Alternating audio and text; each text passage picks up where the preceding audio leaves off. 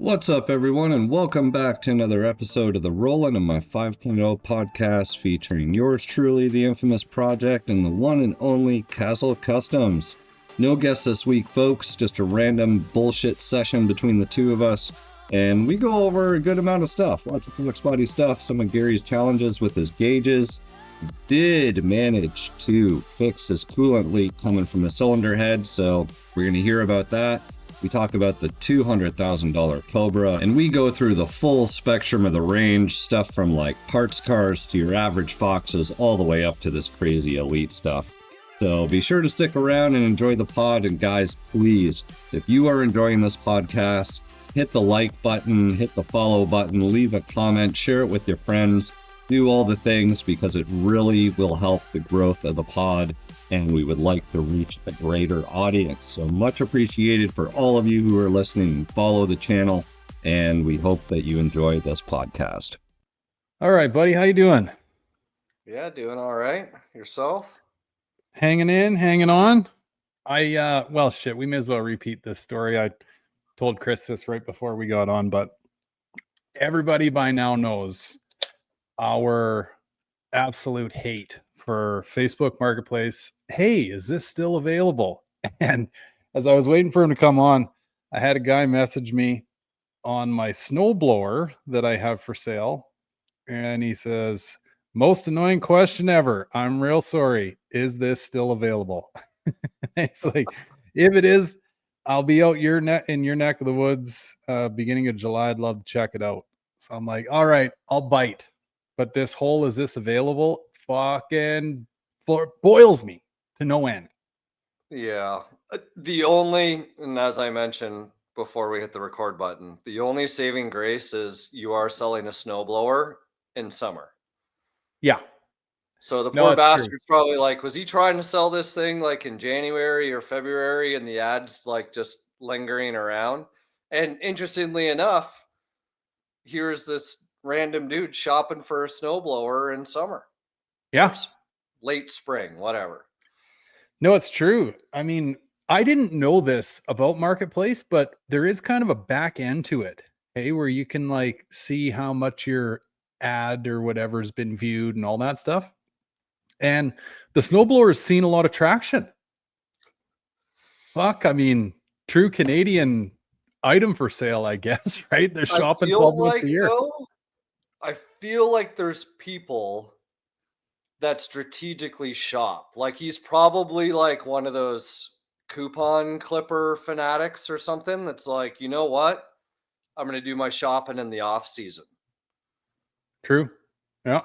This that way yeah, I it can could get be. a deal. You know what I mean? Or like whatever. He's probably going to buy 100 snowblowers this summer. And then as soon as winters roll it up, he is going to make 100% profit on every single one. Yeah. First big snowfall, he's cleaning up. Yeah. Yeah. Cause I bought it. Well, it was maybe a little later in the year, like later in the summer months, but I did buy it when it was warm out and, like properly bought it off a guy. I mean, I didn't plan any of this out, but it was a guy that lived on one of the ski hills in the valley. And he had just reached a point with it where he goes like, okay, this thing is the biggest and baddest Husqvarna snowblower that they make. But he goes, I'm getting overpowered up here. Because I mean, they just get feet and feet and feet of snow. So I forget maybe he had bought like a blade for his pickup. He said, fuck it, we're going all in, right? And sold me this rig. And I mean, I don't think I ever ran into anything that it couldn't throw other than if it got real wet. But I think any snowblower is fucked at that point. It just piles them up and your kind of chute just turns into logs of ice or slushy, chunky shit. But hell of a rig. This thing, I mean, it's like a 420 cc motor or something on it, like bigger than, the biggest quads, the ATVs of the 90s. Like, this fucker's got horsepower. Oh, man. Yeah, no. Marketplace. And you know what's funny? Have you seen how Foxcast has launched like his own little marketplace, like Foxbody specific? I saw when it was first announced. I haven't seen anything since because that was probably 4 to 6 weeks ago, right?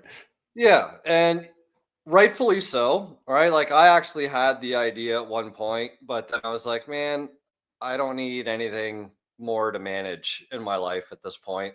Like I have the Mm. whole like I'm looking for these parts and I'll give you like a referral fee if you can find me. I got Yeah. strategic things on there like Borbets and ROHs and all that shit. Um but I thought right on. Like, I get it. Somebody is actually going to manage this, and it'd be good to have a centralized spot. And there was a post up today saying something like, "Oh, so many people are signing up, but we're not getting enough posts. Like, post your shit up for sale or whatever." And I saw Chris Butler's um, recent post about this like bare bones like red LX convertible that sold on Bring a Trailer for like 15 grand. And it had like 100,000 miles on it with a torn seat and shit. So Wow. I'm like, 4 more grand, you could have my GT. I know. So in my mind, I'm like, okay, I really need to focus on, on the Cabernet Vert. So like I bit, I'm like, whatever, you know what? I'll sign up. I'll throw my car on there. And he's got free as right, like you can post for free, and then I'm sure parts versus like posting vehicles is different, but if you're posting a car for sale, you have like a $25 option which you can add more photos and it's instantly approved and whatever, and then the $100 option for like premium. And I get it, I completely understand it. eBay, Auto Trader, everybody does it. However, I typed in the price. So like I go through the particulars, and actually it was quite nice, right? Because it's only like Foxbody kind of specific stuff. So it's or like Mustang. So it's like Mustang. You might have like some Lincoln or Thunderbird or Super Coupe stuff, but it's like there's only 3 options in the drop downs, right? So you're not going through all this other Right. bullshit. So I found that was pretty cool. And then I go to put the price in, and I put 28,000, and then I get a pop-up that says you will be charged 2,200 and something dollars as a like listing fee or commission What? fee. And I'm like, are you fucking kidding me right now? Like, I'm the seller. Like, this is what I love about Bring a Trailer. You pay to post your shit, the fees are on the buyer, right? So not only does it get you a more what's the word I'm looking for? Like Qualified? reliable buyer that's like committing, right? It's almost like they're putting a deposit down. Well, not really. Like they're paying a commission, that the 5% fee. So it like shows how serious they are about it. But like on this Yeah. side, and as soon as that, I'm like, fuck, click X, psh, I'm done. And I'm like, So that maybe this is it's why. legit? Yeah, like it wasn't a glitch? No, like he's charging. Well, what is that on 2,800? And it was like 22 and change. Like shit, that's like almost 10% fucking Holy shit. Here, 8%. let's see here. 2,200 over 28,000. Yeah, man, that's 22%. No, it can't be that high. Or sorry. It is. Wait a minute. Maybe I did this wrong. 28,200. 12%. 13%. Like, Jesus Christ, that's more than I pay in GST and PST up here. Provincial tax and federal tax in BC. So here's the interesting thing. I do not know if it's him taking a commission or the back end, but it seems like the payment is actually managed through the website. So it's like whoever buys it is going to pay through the site, and we're going to hold this amount of money back.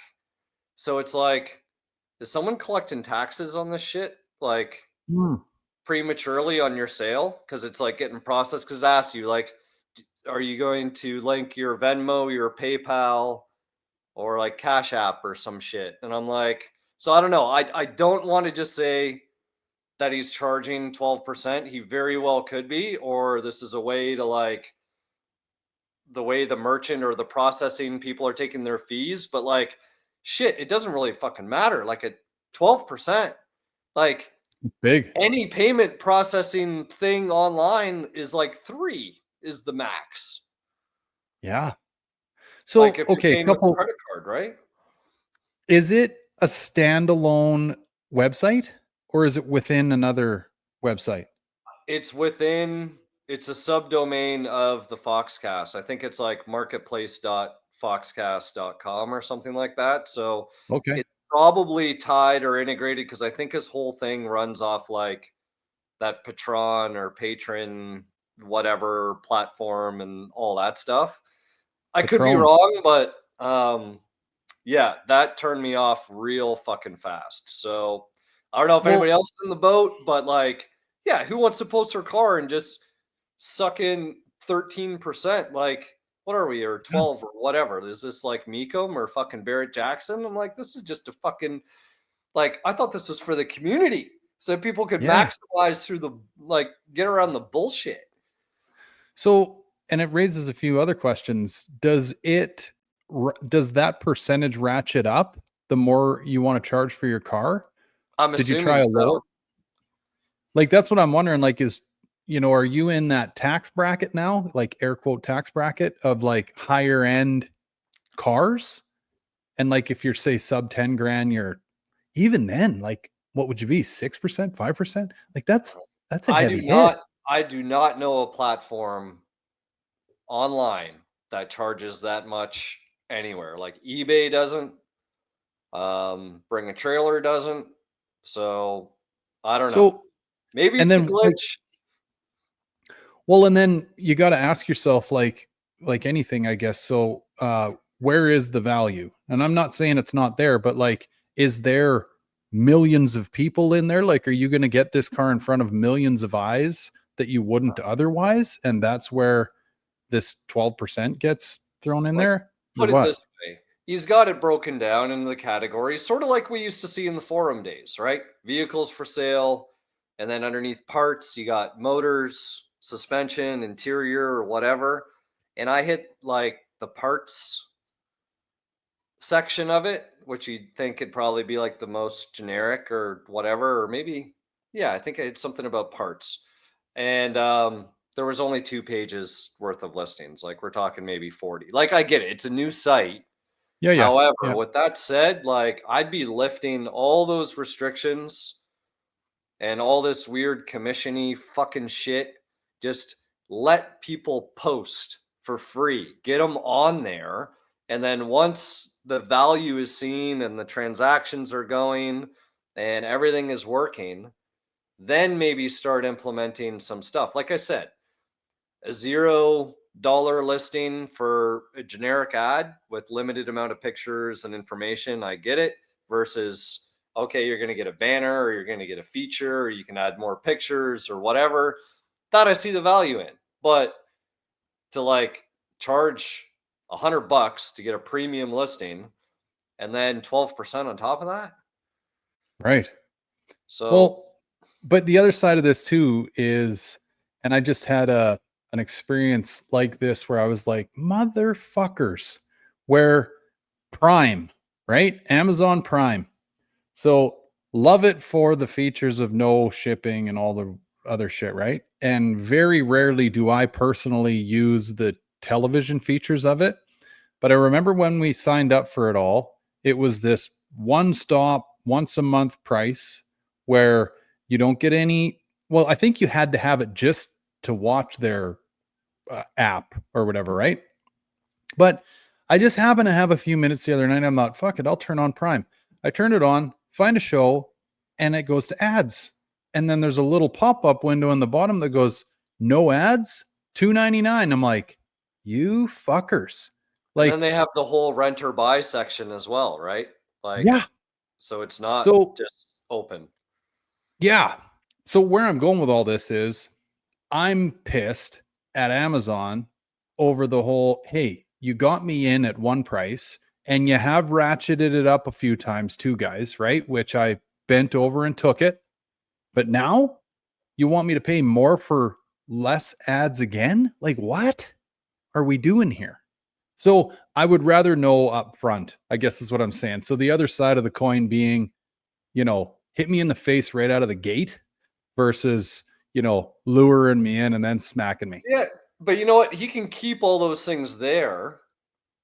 I would say just turn them like off, or like have a promo code or something that like overrides them, just to like get the traffic going to it, because I think it is needed in the community. There needs to be another centralized place that is moderated and that is specific to what people want to buy and sell, without all the bullshit. Like, no more comments, no more the same listing showing up in 6 different Facebook groups, Yeah. or pages or whatever it is. Like, there are a Centralize it. lot of bonuses, and I can understand that, or whatever. Maybe like a monthly fee that allows you to like access the platform, like $5 a month, and you can just go on and buy and sell or do whatever. Like, I feel like it's almost an elite approach of like trying to have like this quality first over quantity. But I think it really needs to go the other way, because like, you want to have the quantity, you want to have a lot of stuff on there. Like, the average Joe Blow isn't gonna, and even me, like, I'm not necessarily cheap with what I buy and what I sell, but 12% is, and maybe, you know what, the average guy with the $5,000 to $10,000 Fox body, that isn't a big deal, but because it's obviously a A ratio. percentage less. Yeah. Yeah. Um, but yeah, man, like no, not at 28 grand. I'm not losing twos. That means I gotta ask 30 for the car. Just so that, Yeah. you know what I Something mean? seems off. Like that doesn't line up. I mean, I can put it this way. I think I would be very, very surprised if there wasn't a glitch, because that just I don't know on what planet that makes any sense, Yeah. I'm gonna reach out, or maybe somebody else has the answer to it. Again, I'm not knocking it, because like I said, I think it's something that's needed. Just maybe reevaluate or clarify what that means, because it just pretty Mm, much says like, this is going to be held back off your final payout. So there's a lot of people that don't like, because even eBay Motors now, they're trying to handle the whole transaction of vehicle sales, like including the actual title transfer aspect of it. So there's some payment thing called Caramel that they've integrated into it. mm, And I don't want a third party getting my money, and then the ability for somebody, because you know what's going to happen. It's going to be an opportunity for whoever buys the car to nitpick it, and then that company is going to hold your money back. Meanwhile, the car is already gone out of your hands, so you don't have your vehicle, which possession's 9/10 of the law at that point. You're not going to have your title in hand anymore because you already sent it off, and you're supposed to yeah. put your trust in some third party that's managing this. Like, get fucked. No way. You're going to wire me money, or you're going to show up with a wad of cash, or do a bank transfer, even write me a check and let the check clear. But you're not getting that car or the title, you know what I mean, until the money is physically in my hand. And I don't know what type of individual would want to operate any other way. Like, I think Yeah. eBay is literally just like, they were already struggling. I think like this is going to be the nail on the coffin. But Mhm. who's behind it? It's probably not even eBay. It's probably some regulating authority trying to collect.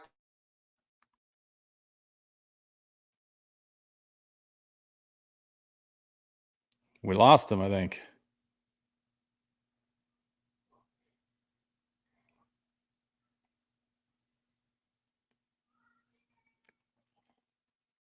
Well, folks, I can still Oh, see my mistake. Oh, there you are. Maybe you're back. I don't know what happened, man. Elon playing with the satellites or something, but Right. Yeah. You know where I'm going with it, man. It's a shit Yeah. show to sell stuff online now. Like, and even the shipping aspect of things, right? Like, is not cheap. And like, I feel like the whole, I don't know, parts game, it's a struggle now. Okay. Here's actually an interesting one. Speaking of shipping, Matt Plavidel, Calypso Coyote, reached out to me and said, "Hey, have you ran into any issues lately with LMR not shipping to Canada?" I'm like, "No, actually, I just got a shipment from him the other day." And he said, "Well, sent me some screenshots from somebody else that I believe he knows." Oh, has he reached out to you too? You've heard of this? I saw the posts on a lot of Canadian Foxbody groups from Jude saying we've ceased all shipping to Canada. But they just sorted it out. Literally, I saw the post, I want to say yesterday or maybe the day before, saying that there was just something paperwork related, probably customs and tariffs or Mm-hmm. God knows whatever.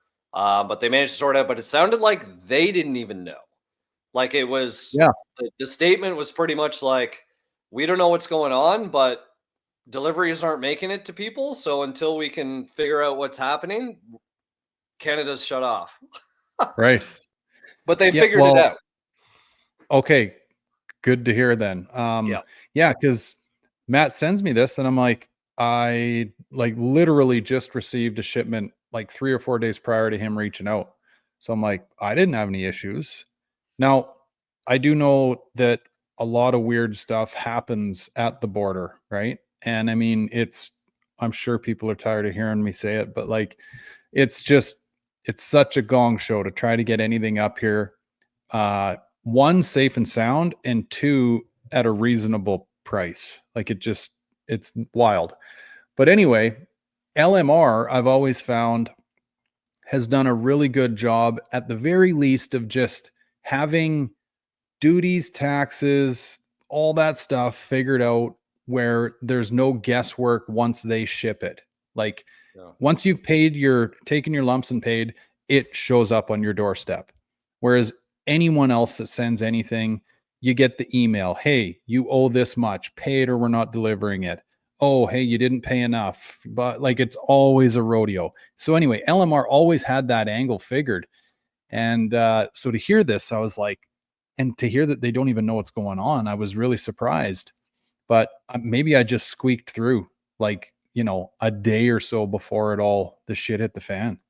Yeah. You know, man, it's pretty crazy. Like I know, actually, I was talking to Shop Dad today, and somebody that he knows brought in one vehicle, 25 years or older, which means like, well, in Canada, 15 years or older is exempt from any importation compliance bullshit. But both cars were over 25 years. Brings one in, no issues. Literally goes back across the border to grab the next car, and they try and hit him with 25% tariffs on that one. And he was like, I was literally already imported one earlier today and there was no fees. And they're like, well, we don't know what to tell you. You're paying 25% on this one. So What? I feel like, and this is a problem, right? The man up here flips the switch on and says, okay, this is a new policy, which probably is like buried somewhere in some subsection of subsection. And yeah, the people on the front line don't know how to handle it. So they probably just take, or the, managing person's like, well, we'll just take the air of caution and make sure we charge.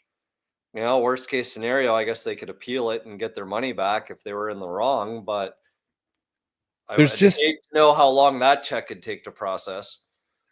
It's absolutely wild. I mean, the border should be one of those things that everyone that uses it should be able to expect that you get the exact same treatment across the board. There should be never any discrepancies, right? Like it's like the law. You know what I mean? Like, sure, it's up to interpretation if you got a really good lawyer, but outside of that, the law is the law, right? and we all abide by it. The same should hold true at that border. And I mean, I know this is going to be foreign to anyone in the deep south that's never crossed this stupid invisible line, but you could literally, like, Chris could cross at one, we could be at the same border crossing, just different toll booths, and we get completely different treatments.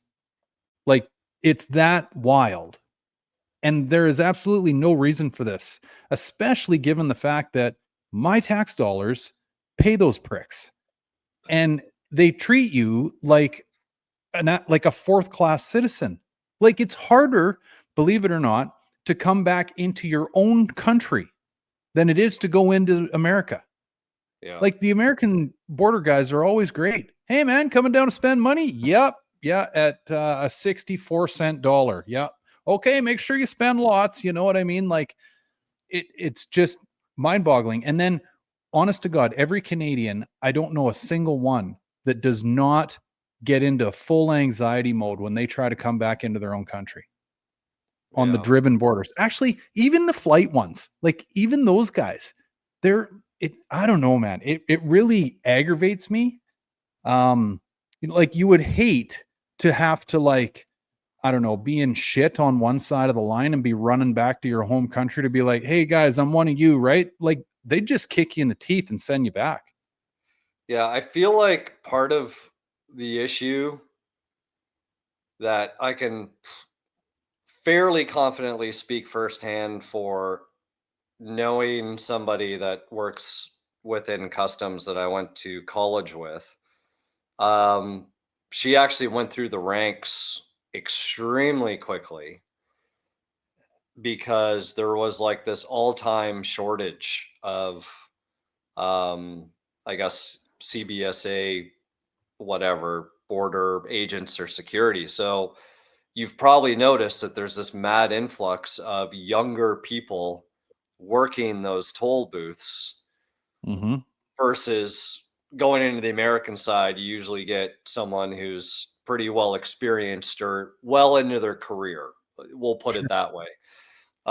Yeah, sometimes you get the younger ones, but I feel like going into the US side, the younger ones, there's always sort of like a shadow, like a mentor, or there's an older person around them, where I feel like coming into Canada, it's just sort of like your fate playing Russian roulette with some fresh college graduate that maybe retained 20% of the knowledge at best, with probably some half-ass bullshit training that is subpar. Like, if there was actually, like, I would love to see, like, because I know how quickly, my friend moved, and whatever, all the power to her. Like, she was never a border agent. She was kind of like on the backside of like commercial and shit, but and logistics. So, but like those border people on the ground, I'm sure it's just like we know how it goes. I mean, it's like you show up, all these little breaks, a little bit of training between, water cooler discussion, blah, blah, blah. Okay, here's your badge. Go fucking manage the booth. And a gun. And a gun. Like, yeah. And like, yeah, just to build off of that cartoon image you're trying to paint, like, dual personality, probably got beat up in high school and got a chip on their shoulder. Like, it's really wild. And you're guilty until proven innocent, rather than innocent until proven guilty. Like, you're just automatically, it's uncomfortable with these folks. And anyway, whatever. I know this conversation is not going to change a damn thing, but it's crazy, man. And going back to the original point of, like, shop dad's buddy, one cart, no prob, the next one gets tagged. Like, I honestly think those people sit there and just shoot from the hip. And it's like, the shit that comes out of their mouth, which must come from a higher source. Like, this must be a training thing where it's like, you got to get them on their heels, like, get them on their toes. So if you bark back, like, then they know you're dealing with, like, or I don't know, maybe it's a psychological thing and they're trying to see if, you're going to freak out. And that means maybe, your bumpers are lined with Coke. I don't know, like, it's just really, really weird. It's not what you would expect at all. Well, I can tell you this firsthand too, and I think I've shared the story like when I imported the M5 into Canada, Yeah, right? and you knew your shit. Yeah, and it was like, why am I fucking educating you? Like, there's probably literally hundreds of vehicles that get imported on a daily basis. Like, how are you not aware of what 15 years means? Where Mhm.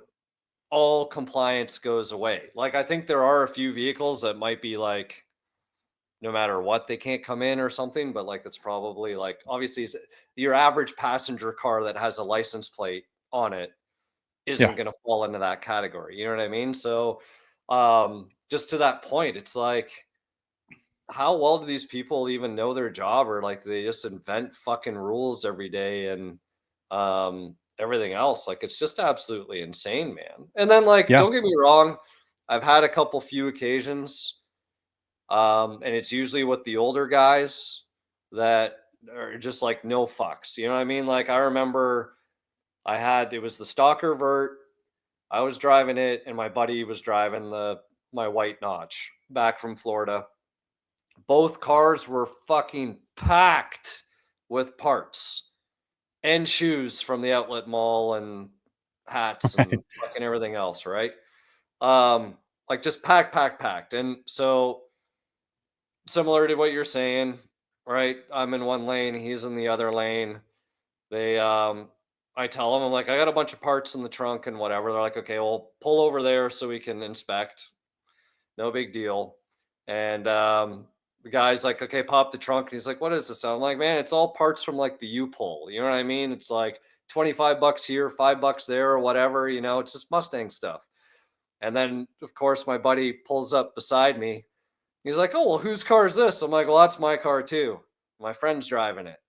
He's like, is there parts in that one as well? I'm like, yeah, it's loaded up with parts and some shoes and shit. And he's like, whatever, man. Fucking get on your way. Have a fucking nice day. Nice cars. And, Right.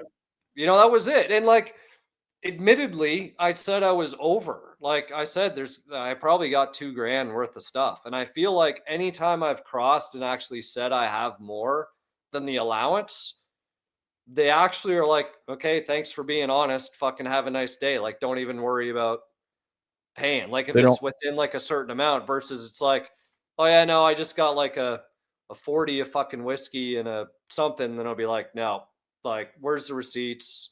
Yeah. You know what I mean? Count it up.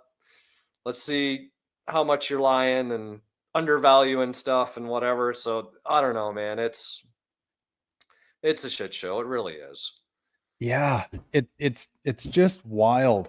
And there's so many different angles to try to figure it out from. None of them make sense at all. I don't know why we're trying to get rich. Now, when I say we, I mean Canadians. I don't know why the Canadians are trying to get rich off of their own people bringing stuff in. Because what's funny is an American can bring whatever they want into Canada. However, us coming back to our own country, you have these allowances and whatever. Anyway, it's super Yeah. boring shit, but very aggravating as a Canadian. The best thing that you can do is like my situation, because with the visa, I'm a non-resident of Canada and I'm a non-resident of the US. Like, I can reside in the US, but I'm not a permanent resident here. So whenever I'm crossing, there's no, oh, is that staying in that country? It's like, no, I'm just short term here and I'm short term there. So they can't, I'll be like, yeah, I'm bringing it in, but it's coming back with me. So You're like they can't get you, which you're like is like maritime the law. ultimate gray area of greatness. No kidding, hey? Yeah. Yeah, it's wild. So going back to this whole LMR thing though, now I don't think this is the case of what LMR was thinking or doing. I think LMR was just trying to like service the Canadian clients to the best of their ability, and rather than, sending them their tracking number and whatever, having this shit get stuck somewhere in a sea can for months on end, they went, no, we're not sending anything else out, which is probably the best thing they could have done. But I couldn't help but think to myself, like, and this is going out to all the Canadians out there. We are smaller than the state of California from a population perspective. And here we are pumping our chest going like, we're going to show this, great big brother gorilla down to the south of us what time it is with tariffs and stuff. It's like, guys, do you have any idea how fast this one-way valve could snap shut? And we're fucked.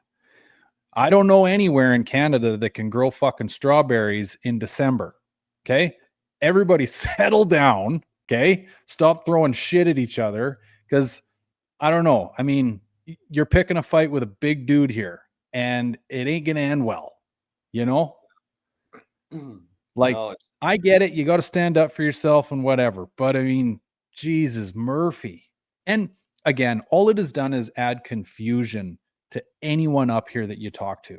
I mean, people are so fucking scared. They don't want to just go down to the local, or not local, but like the Mexican restaurant across the line, which people used to do around here all the time because it's only an hour and it's great, authentic, real deal, folks from Mexico restaurant, right? People won't even do that anymore because they're like, Jesus Christ, they're going to take my phone. I'm going to end up in the fucking clink. Like, it's complete nuts. Yeah. No, it's crazy, man. Like, even, Brittany had some neighbors from back home come down and visit. And I think I might have mentioned it, right? Like, the form you're supposed to fill out if you're going to spend like X amount of time. It's like, it's always been the policy, but nobody ever does it or nobody ever asks you to do it. And it's like all of a sudden, let's just pretend like this form is brand new and everybody's got to do it. Same thing like with the cell phone and they're going to go through and blah, blah, blah. It's like, I don't know, man. Let's talk about a $200,000 Cobra. Yeah. Oh, I got to fill you in on my my gauge endeavor too, but let's go Cobra first. Yeah. Okay. I titled this that because I'm like, fuck, it's just me and Chris tonight. He and I haven't talked much this week at all. I'm like, what the hell are we going to get after? I know we never have any dull moments in our conversations, but I'm like, what is the hot topic that's going on these days? And I'm like, okay, the $80,000 notch, I think we beat the shit out of that one. And I don't know that anything's changed since. So we can park that there. Lo and behold, this fucking Cobra. Like, what is going on? This doesn't make any fucking sense at all. So I had a good conversation with Mr. Boost and I should have just recorded it. You know what he said to me? He's like, bro, I was actually going to ask if you could like take down our podcast that we did the first time. I'm like, the What? fuck? Like, get It was back. a beauty. Yeah. People loved it. I don't know, man. I think he just gets nervous or like his Tinder bitches or something are going to hear what he has to like the panty stories and stuff like that and get himself in trouble. But The harem. yeah. So, we were chatting about what was going on, the reef, because obviously that was his car one before. And then this Cobra. And it appears, right? Like these super rare, like I shouldn't say super rare, but like rarer, desirable pedigree cars.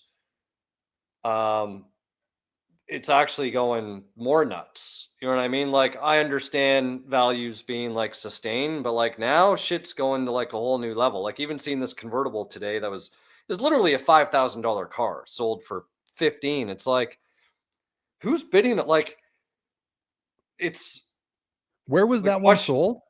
What's that? Where was that one listed? The Vert? On Bring a Trailer. Really? Yep. So it's sort of like that one surprised me because, me and Mr. Boost were pretty much along the lines of like, okay, high caliber stuff that isn't going to go anywhere. But like all this like weird, around $20,000 ish higher mile general stuff like that market has like, it's gone down. It has like shit. I'm seeing like coyote swaps and stuff and decent cars selling for like 30. Right. Like you couldn't build the car for that. So, but 200, I was like, that seems like extra, like, and it seemed like it was two guys, I think, from a certain amount, fairly like probably below 150, that just kept going back and forth and back and forth and back and forth. And I said to him, maybe whoever he was going with owns the other Cobra that's going to get listed within a week's time so that I can fly off the fucking coattails of, a listing that maybe, like, let's say if it was real, right? What's 5%? They'd be like 10 grand, right? That the buyer would have had to pay for possibly a transaction that never happened. Let's just assume this was a conspiracy, because we all love to talk about conspiracies. Right. So someone pays 10 grand to sell a car that never actually gets sold, but to then post a very similar car with maybe not that, 12 miles or whatever ridiculous, but if that next one can sell for $100,000 and it was only a $60,000 car, well, still made an extra 30 grand off the theatrics at just what played out here. Huh. I mean, could that actually be a possibility? I mean, yeah, Well, I'm sure it could, because like Bring a Trailer is not like sending their goons to see like, did this car move? Has it no, actually? and I sold the ship box, right, recently, and I bought the M5, and it was literally Bring a Trailer just says, Congrats. here's the buyer's info, here's the seller's info, y'all communicate and figure your shit out. That's all it You're is, done. right? Because Bring a Trailer got paid. Whoever placed the bid, as soon as they placed that bid, 5% off their credit card went to Bring a Trailer to secure their side of the thing. So Bring a Trailer's happy. They're not managing to see that the title got transferred or changed hands or any of that stuff. So I can't help to think that there's some of that going on and some people trying to control the markets up in that end of the game. And Ooh. now magically, right, there's that really nice looking SAAC car that just got posted up, and I think it's already in the 80s and has like 5 days left. So if someone was really strategic as a collector and had all this stuff, like, I don't know, I'm just throwing it out there. I'm not saying that that's, maybe somebody really wanted that Cobra with the drilled front bumper for the license plate. And I think it was Right. only an opal interior car. I don't think it was black, if I remember right. Like, I get it, 12 miles, but come on, man. The sticker price on that car was less than 25. Yeah. I mean, I like where you're going with this, because I mean, yeah, I love a good conspiracy. And it does seem to me that, like, whenever something stinks like shit, there's usually shit somewhere. You know what I mean? And this stinks like shit. Well, this is one of So, those ones where they always say follow the money. yeah. So it's Yeah. like, if we could see where the money is, and don't get me wrong, like, cars are a great way to clean money. It's been going on for decades. Yeah. There's lots of ways to get creative with your finances and your assets and everything else. So maybe there was some weird shift going on, some strategy there that we're not aware of. Maybe the car Well, is going to be registered under a Montana LLC, or some I weird wouldn't even say that's so much a strategy, other than that would just be not a legitimate explanation, but you know what I mean? It would be an explanation, right? But yeah, the fact that this goes right following that coupe that doesn't make any sense is really, really odd to me. I mean, okay, put it this way. I'll put my money where my mouth is. If this happens a third time, then, I'll get behind this. Like, there's definitely some fuckery in the chicken coop, Yeah. No, I do believe there's some market control trying to happen, or market adjustments up in the top end. I think the cherry on top is going to be, because there's this SAAC that's up, right? Like you don't see those every day. Like you don't see a 12-mile Cobra every day. I bet you there's going to be like some crazy, like a 93 Celine's going to pop up or something. Yeah, that's an interesting prediction. Or like a Celine notch. Right. Yeah, super rare.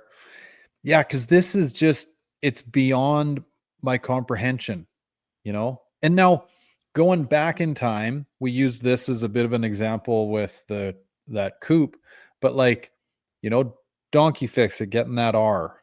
And now R's make more sense, right? To see like big dollars attached to them. And that was big dollars at that time. I still remember thinking, holy fuck, what is he doing? And I mean, the guy's a genius, right? Now he's got a couple of them and they're over 200, right? So they're gone. I asked him. He sold them last year. Oh, wow. So he got out of them. So, and I don't know what his feelings are. I probably could have poked the bear a little bit. I've actually been poking him on his Lightning. I'm like, dude, are you going to fucking lower the rear down a little bit more? And he's like, I'd put red neon underneath it before I lower the rear more. I'm like, tell me where to send it. And he's like, I only run the proper neon tubes. So I'm like, that's fine. Tell me where to send it. I want to see it on. Huh. Yeah, geez, he's doing a nice job on that truck. Yeah.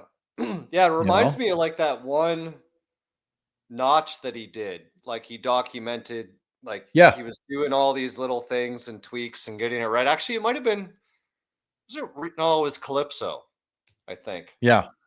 That he went into a lot of details on. But yeah, no, if he still had those R cars,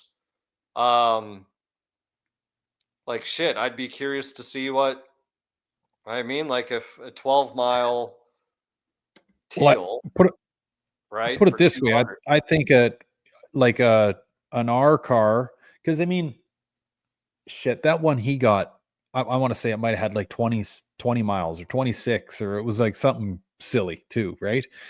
That, if that sold on Bring a Trailer for 200 grand, I'd say these days, based on what that R market's done, you probably got a good deal. Like those things are north of 200 now, right? Yeah. And that lines up. You know what I mean? Like that makes sense in the Matrix. This shit is fucking tearing the Matrix for me. Well, like, just think about when we were at Pitts. How many fucking teal Cobras were all lined up in a row? Yeah. It was a teal Cobra strip, you know? Right. And at Foxtoberfest, I went around because, like, you know, I was making fun of Lewis. I'm like, man, you're like the 15th friggin' teal Cobra. I actually want to say, I bet you a black 93 Cobra in really good shape is almost probably harder to find than a teal one. Like, I feel like, me personally, teal was never attractive to me. Neither was Reef. I thought they were chick colors and Calypso. And I feel like they're sort of like, that was the mentality. So they were kind of like the misfits, like convertibles are. So like now you can actually find them in pretty decent condition, because like I don't think it was the first color choice that anybody would have gone after in 93. Well, we already know that Ford was trying to get rid of them. Like some of those cars sat, and there was like, get these fucking things out of here so that the SN95 can come in. Yeah. Yeah. This, I don't know. Other than your conspiracy theory, I mean, I don't have any other good explanation behind this. You know, we didn't get anybody reaching out to us going, hey, I know some story that nobody else knows surrounding the coupe. I mean, same principles apply here. If somebody knows something that's going on, please reach out. And I mean, we'll keep it under our hats if you want us to, but like, just make this make sense, I guess, is all I'm trying to say. You know, well, here's another interesting thing too. You can message the seller on Bring a Trailer and have a conversation. So like, for instance, when I was buying the M5, I was sort of like, okay, where exactly in Virginia are you located? How like flexible are you with like logistics or holding the car so that I can arrange transportation if I happen to win it? And so like you're going back and forth and there's nothing stopping somebody from putting a phone number in there and you can have a conversation, which I think is great. I think if you're going to put something out there and the platform is good, you need to be able to receive questions and answer them however you want. Another way we could look at this is if somebody approached the seller of the Cobra and or the Reef and said, hey, listen, you need to, if you bid this car up to X amount, I'll give you X amount of money back. Or like, you don't need to pay. Just make sure you win or make sure you pay this amount. Yes, you're going to pay the buyer fee, but maybe it'll be, I'll give you the buyer fee back plus whatever price. Like they could have agreed on 150 grand. Right. They could have already, the guy could have already sent the money. It could have already been sold and the money already sent to the seller for 150 grand. And the seller just said, I don't give a fuck what you do. You just need to make sure that you win the car. Yeah, it was all just a show. No shit. Huh? Wow. If that's what's going on, I mean, yeah, it would break my heart a bit because, it's like anything in life. There's some things that are just, whatever. They should be left alone. You know what I mean? Especially when it comes to car stuff, Yeah. everybody's been through a scenario where they've been fucked on something. And with this stuff, it's like bring a trailer is, I mean, I guess from my perspective anyway, like, the upper echelon of like, here you're going to list something, people are going to bid on it. There's going to be piles and piles and piles of information on the vehicle. And it is what it is. Now, you've got a pretty good, oh, I don't know what that is. You've got a pretty good story on that coupe, which, ladies and gents, we should be getting some more information on in the very near future. But, where something maybe was, I don't know, not what it seemed to be, right? Yeah. And now there's a couple more scenarios here with this coupe, the Cobra, where things, well, maybe the cars are what they are, but the price isn't what it seems or isn't what it should seem, And I guess I would just hope that it's people aren't fucking with stuff like that, especially, I don't know, this little community that we're all part of. I mean, we're all just, for the most part, humble, down home, we like these silly old cars. Some people think we're crazy for liking them. It's like, don't fuck with this, they've already reached a point where we're all kind of sitting back in our chairs going, holy shit, we still all think of them as a couple $1,000 cars.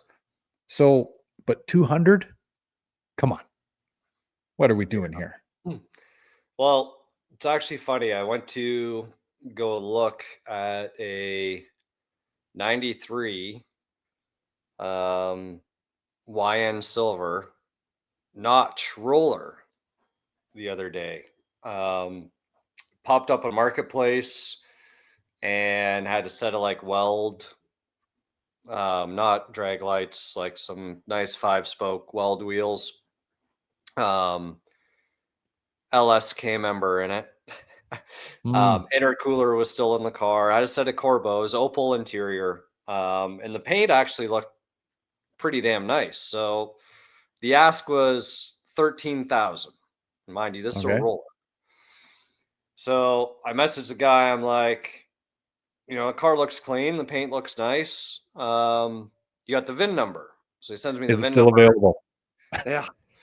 And, the VIN number comes back. Of course, it was a 4-cylinder conversion car. So, to my, I guess, disappointment, I was like, beautiful car, but the problem is, I'm like, it was a 4-cylinder car. If it was originally a 505 speed, YN silver 93 notch, there'd be some value here to put this car back to stock. Because even though it had like some of this racy shit, thankfully there was no roll cage in it. So I was like, nice, put back to stock 93 YN. That'd be sick. Joey Boost would be jealous. And he's like, well, yeah, go if you want, go look at the car. And funny enough, the guy's like 10 minutes down the road, the shop where the car was. So I go down there, check it out. It'd been repainted, but it's really nice. Like really, really nice driver paint. Like even the quarter windows weren't fucked up too bad, like an easy little just scuff in Marhide or SEM or whatever you want to do. New Corbos, all this stuff in it. And I'm like, man, at the end of the day, like even to make this car just stock or just jam something in it or make it, it's like, what is this car worth? Yeah. 15 grand, 20, right? maybe.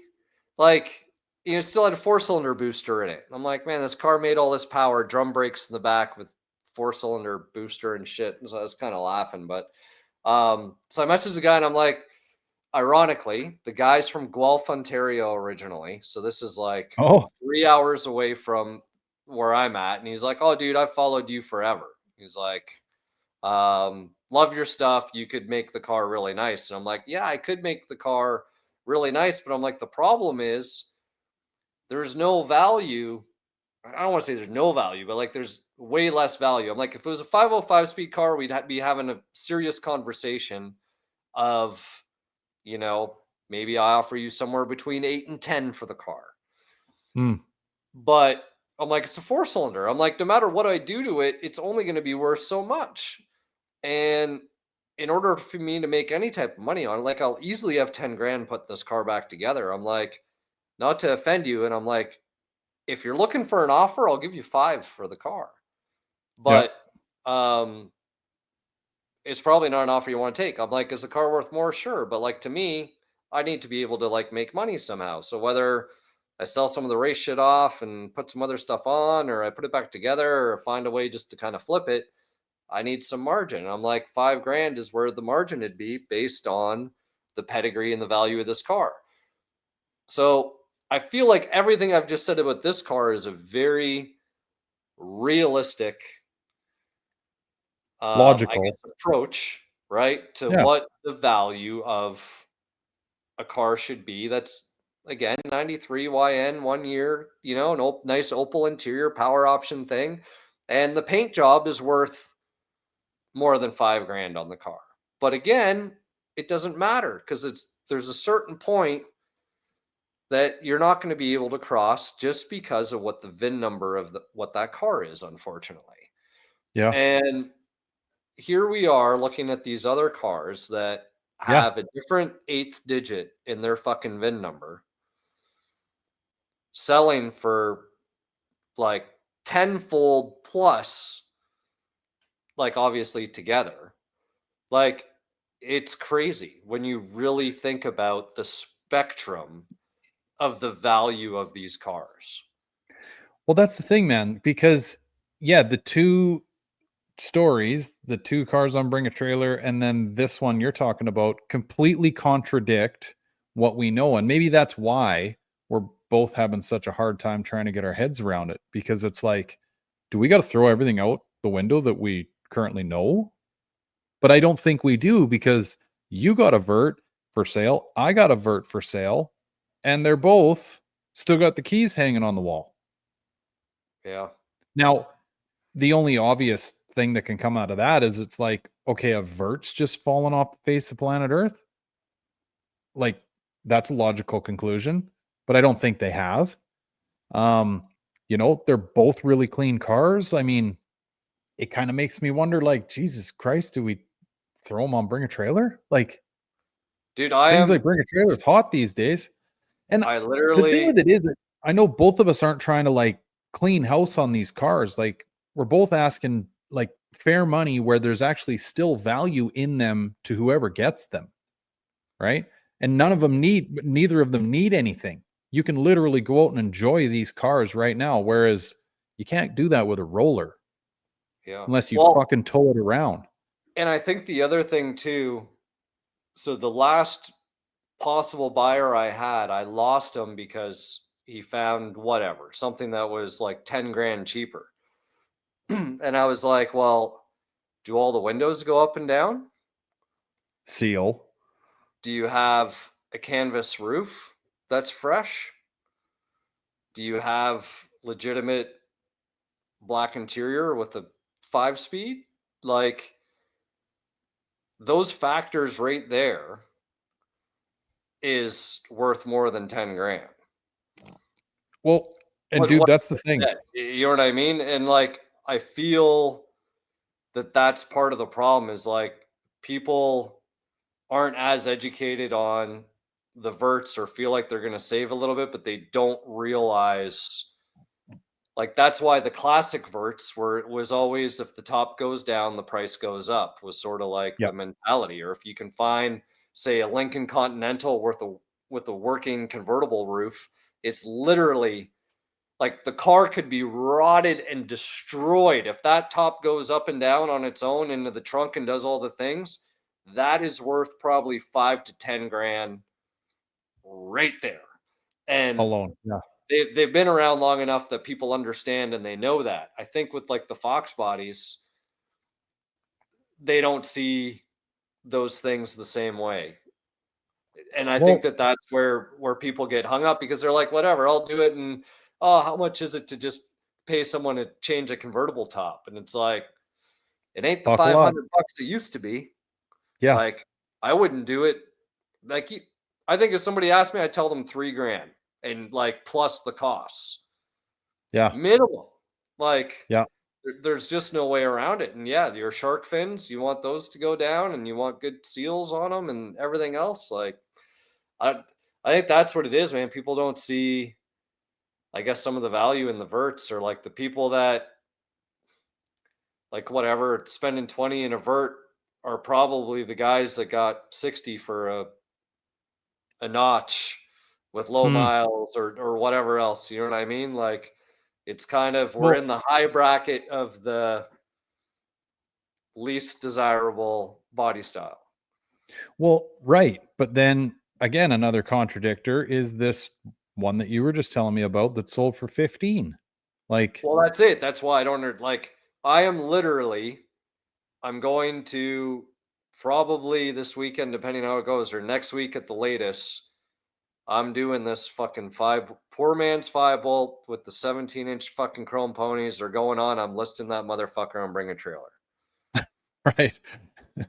Well, it'll be a good test of the waters. Because yeah, it seems to be the place to be moving stuff these days. But that's, it's a really good point you bring up, in that, like, when I think of how many hours that I've got tied up in this car, taking it from the state that it was in, not like it was bad. It was one of those cars that, if you know what you're doing and you know what you're looking for, you're getting a really solid canvas. But the trim and all that onesie twosie things that are time consuming, they're not outrageous bits and pieces to buy right out of the gate, but they add up. The more if you change one, you got to change the next one and the next one and on and on and on. Right. And I mean, it just, I don't know, like, maybe you said it. Who was it that used to tell you this when you were a kid? You're too smart for your own good. You know what I mean? Like, is this one of those situations where, like, we're looking at this from the wrong angle? I don't know. But we are looking at it logically, and what we know, like, you think, okay, that car, I put a clutch in it and a steering rack, gears, full interior resto, trim and all that bullshit, headlights. Like, just take one of those things, take a clutch, right? Which is not rocket science if you know what you're doing. But if you don't know what you're doing, or you're too scared to do it, you got a $1,500 bill coming at you from any shop, right? Yeah. And chances are whoever's going to flip it out is the low totem pole guy that is probably going to fuck something up, right? That alone, like $1,500. And again, going back to your guy that turned you down and bought this other one for 10 grand less, like, maybe that car needs a clutch. Do you know the history on it? or who you're buying it from. Are they going to tell you the true bill of goods? Like, maybe it's still original, right? Who knows? That's kind of where I'm coming from with all this. It's like, I don't know. Maybe it does just boil down to people not knowing. And, maybe it's just the color of the paint that pulls their attention, and they go, yep, that's the car for me. And then they have buyer's remorse and go, well, fuck. My windows don't work. My top don't go down. It's fucking clutches slipping, racks leaking. It just goes on and on and on and on. And I mean, here's you and I blasting ourselves all over the fucking World Wide Web, going like, look, nothing to hide. I'll take you under the car. I'll put it on my hoist. I'll show you every square inch of it. Like, I don't know. It just doesn't make sense. And the crazy thing was too, right? Like, I know in my case, right? Like people could argue, all right, I don't want wire wheels or I'm narrowing my focus, but dude, that meant the original Menace car that I got from Copart was literally sold the day I put the fucking first video out. Right. And we're not that far off in terms of what that car sold for and what I'm asking for this one. And this one's literally like, it's a nicer car. And it's stick, and it's got a black interior, and it's got a canvas roof, and like, yeah, the other one looked like, again, maybe the paint color, maybe it was just that light titanium paint, right? And the Recaros that were in the car that just kind of like really set the car off. But Yeah, I feel like there's just, and it's sort of going back to actually when I was younger, and it was, if I was building a car, the rule would be keep it under 10 grand because people can go get loans for 10 grand very easily. If you start pushing the bar, you go over 10, it's going to make it that much harder of a sell. So I'm almost wondering right now where it's like, okay, that 15 to 20 range is now like with inflation sort of, sweet spot. What the 10 used to be, now 20 is like the new 10. But and so if you're asking over 20, then it's got to be something really, really special. But like with that said, I'm actually curious to know what the most expensive, or how am I trying to word this? The convertible that sold for the most, how much was that on Bring a Trailer? Like out of all the convertibles that have been posted, what is the highest sale price for a Foxbody convertible to date that we know of? Yeah, shit, I couldn't answer that. I don't know. Like I have a feeling it's probably like 50. And it was probably like a wrapper car, like a triple black or something that's like with low miles. Yeah, I don't know. You have to go through. So that's the nice thing about Bring a Trailer. You can go through all the past auctions and you can see all the price points, but you got to like click on every single dot to see what it is. Right. Well, actually, I've got a bit of a first-hand comparison here. Just dawned on me. Fuck, I don't know why I didn't think of this, but I had this car on my YouTube channel a couple times. I put a water pump in it, headers on it. It was just a strawberry red LX Vert, black guts, 5-speed car. Other than the headers and the water pump, I mean, she was an original car, right? And I would say, like, if I'm not saying that Vert's a 10, but if it was, that LX would have been, I don't know, even all cleaned up, like properly cleaned up. And I never really seen it properly cleaned up. I'd say it was an 8, hard 8. Okay.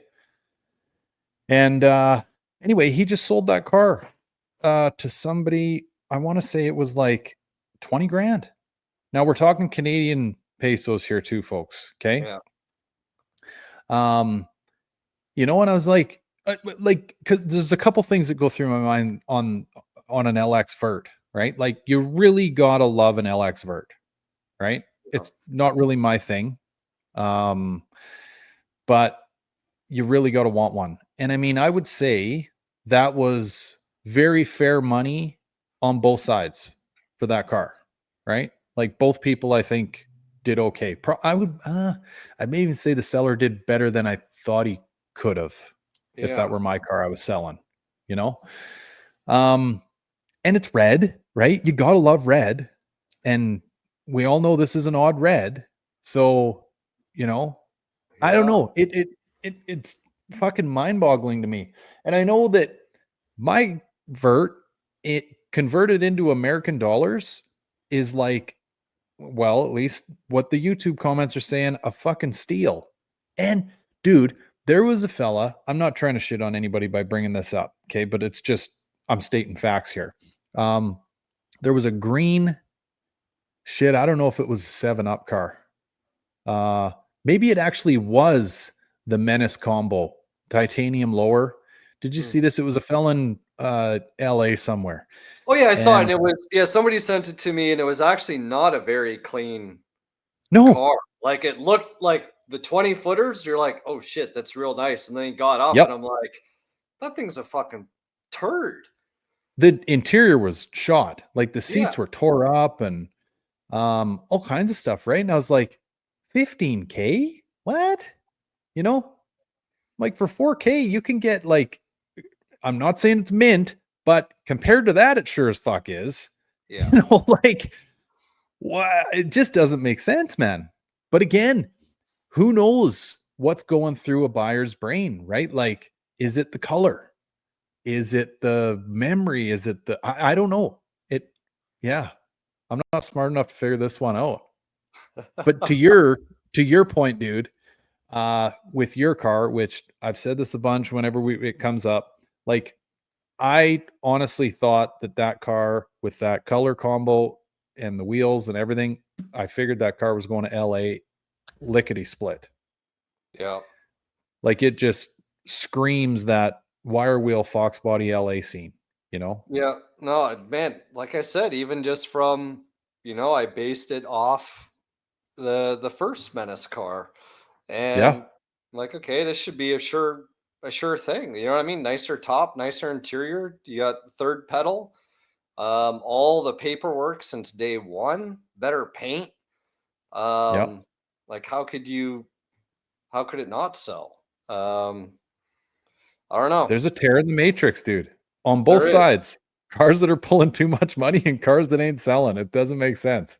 There is. And you know what? Maybe. So remember, well, I wasn't part of the conversation, but you, Tom, and John, and I'm drawing a blank on the Oh, Chris fella's name. Butler. Yeah, right. We're talking, and Tom brings up the fact that he's like, YouTubers are fucking hated in the community, right? And I'm like, I heard that. I was kind of like, well, I'm sure there's a handful that, for whatever reason, people that just don't like the cut of your cloth. You know what I mean? But I'm like, I don't know. I mean, for anybody that we've ever ran into at the shows and stuff like that, it's like, you know, it's almost weird for us because we're the ones putting ourselves out there all the time. And then folks come up to you like they've known you for a long period of time. And we're like, hey, let's back it up. Who are you again? And how do we know each other? Like, it's that weird thing. And I don't say that to sound like a dickhead. It's just how it happens. And I'm like, man, I've always felt like, what you see is what you get. And people tell us that in person, like all the time. So I'm like, I don't know. Is it because we put ourselves on fucking YouTube? I don't know, man. It just doesn't make sense. I think, like with Tom's statement on that, or even like I've noticed it too. I don't think it's necessarily that they hate YouTubers. I think people just don't like it if we start posting links to our videos all the time. Mm, Because there has been people that like go and they plaster it like on every single group and stuff like that. And well, Chris Butler started doing it, right? Like when all the hate started coming, he decided to launch his channel and he was like posting the links everywhere. And that's where like I cringed because I was like, okay, you're kind of trying a little extra too hard here. Or it's like so many people have said they're going to start a YouTube channel. and then like they do a couple and then they fall off, and you know what I mean? So I feel like the whole YouTube thing's like sort of almost like crying wolf. Mm. You know, if you're posting that, like, so I don't, and I could be wrong, I don't know, maybe it's worth a poll or something, but like, yeah, I don't think it's us as individuals. Like, don't get me wrong, some people will get along with our characters, some people won't. That's just the Yeah. reality of human nature. But I think it's more just like the salesy YouTubers. Right.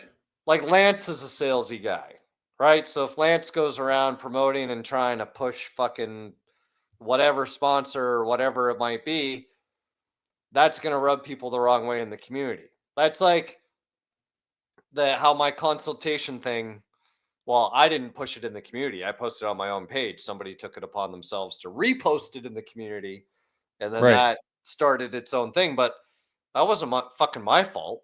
That was some fucking asshole that decided he would take it upon himself and make something that wasn't an issue and turn it into one. Um, so I don't know, man. It's the community is weird that way.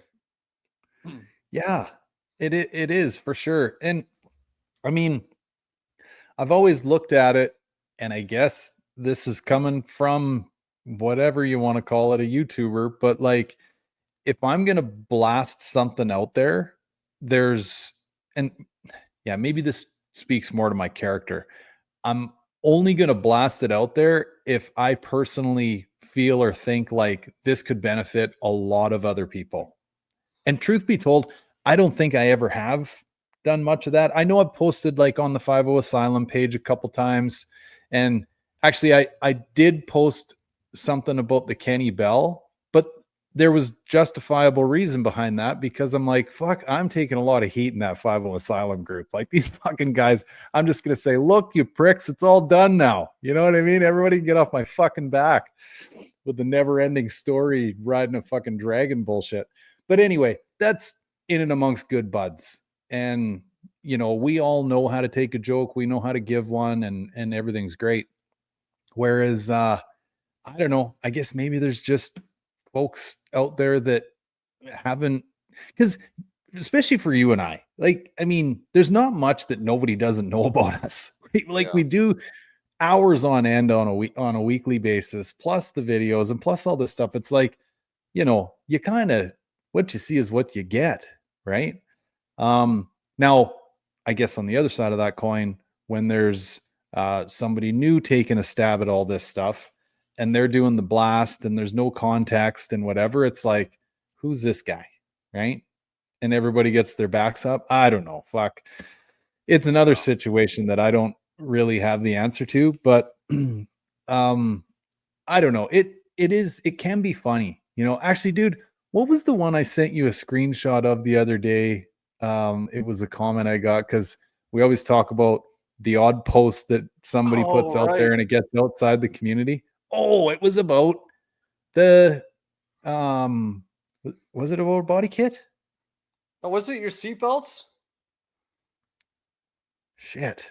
I think your seatbelt was in the picture, and it was something, I forget what he said, and I was like, what was my comment back? Like, the dude must be vanilla or something, or it's like his a reflection of his bedroom practices or something. Fuck. Yeah. Missionary only or some shit. Yeah. Yeah, missionary only. Everybody's in cellophane wrap. We're not getting anything anywhere here, right? And whatever, you know what I mean? Like that coming from somebody, you know, you're like, haha, right? Fucking you got me or whatever. But yeah, I don't know. It's really weird. The online is weird. I know like Rogan talks about this quite often, right? How he just thinks that any of the online style of communication, like we're really upset in the apple cart because this is not how we were designed to communicate, right? We're designed to communicate like you and I are. Granted, we're doing it over mics and cameras, but like a back and forth, you can hear the changes of tone, you know, like you can understand what the fuck is going on. And with written word, I mean, unless you're very gifted at writing, so much gets lost, you know? It's hard to have the context around it. It totally is. And it's one of those things too. It kind of, for me, it almost resembles like a road rage scenario is kind of what online commentary can be like at times. Like a comment can instantly take you from fucking 0 to 10, and you're like, what just happened? Just like road rage, right? Yeah. And it's like, what is it tapping into like there's a component of our primal brain that's getting poked, and we just go boom, explosion. Yeah. It's well, what I personally like I think you're very much like me where it's like the odd comment, I guess maybe just depending on like your Time of mood day, or time of day, it's like I'm gonna bite at that one or I'll fire back, but it's like not very common. I actually like to see when other people like fire back on your behalf. I actually had one today. I posted a picture on Facebook with the truck on new wheels and some like anonymous account, like with the username John Bon Jovi. Is like, that looks retarded. And I was gonna fire back because I was bored fucking driving and be like, takes one to know one. And I'm I like, know you know you what? are, but what am I? Yeah. And then, I'm like, whatever, leave this one alone. And sure as shit, somebody else fired in there like, you're playing with fire with that one or something like that. And then all of a sudden, it was deleted. Like the guy just fucking deleted his shit. It's not in the post anymore. Deleted himself. Nice. Yeah. So shit, man. Yeah, no, I think that's cool. Like, not that I'm expecting people to fight my battles. Like, and those aren't really real battles. You know what I mean? No. It's like boredom and trolling and just Yeah. pure stupidity. Like, that is actually a very sad reflection of the human race when people are just literally fucking warrioring, Yeah. because they got nothing better to do. Yeah. I know it's weird. Maybe they're border guards and they're just Yeah. pissed off at the world. They're sitting there because nobody's traveling. Everybody's been feared, so they're just sitting there on their phones. Totally. Well, and this isn't a bad transition into my gauge update because I have had, well, I guess, kind of like always, right? Like more kind comments than negative, but I've had some fairly sharp negative ones on these fucking idiot light gauges. And I'm like, where is this coming from, right? Like anybody that knows the idiot light format of those 87 through 89 bezels, like if you're waiting around until your gas light turns on, like if you're actually utilizing that for what it's intended, you're probably not a real car person. You know what I Yeah. mean? Like go get some fucking gas already. Anyway, so I see it as a really nice and subtle way to utilize that area, right? And I think anyone that matters knows that. But And anyway, which I've taken your car doesn't have that to begin with. It's not like you're an 87 through 89 and you decided to pull the factory shit out to put this in. This yeah, is now in addition or utilizing something else or for a cross function, if you will. crossbreeding. Yeah. Yeah, well, cross pollination. No, it's true, man. And actually, it's funny. Like a lot of there's a lot of misinformation, as anyone that spent any time online knows, right? With any topic for that matter. But I've seen some stuff where I'm like, I can't even weigh in on this. Like this guy doesn't even know what the fuck kind of car we're talking about here, let alone dash bezels and whatever else. You know what I mean? And shit, if you know me, you know that I'm the first one to, like, if you get me on something that I'm not too sure about, I'll be like, oh, well, tell me more. You know what I mean? I'm not going to fucking sit here and argue with you about something I'm not sure about. So anyway, it's been interesting in the comment section, but it has had a lot of traction. And funny enough, I didn't know where this was all coming from. It now makes sense now that I kind of know what's going on and I've been through some of the comments, but out of nowhere, my website traffic goes through the fucking roof, like 800%, right? Right. Yeah. And I'm like, what is happening right now, right? Like, I haven't even really done anything on my website in a few months.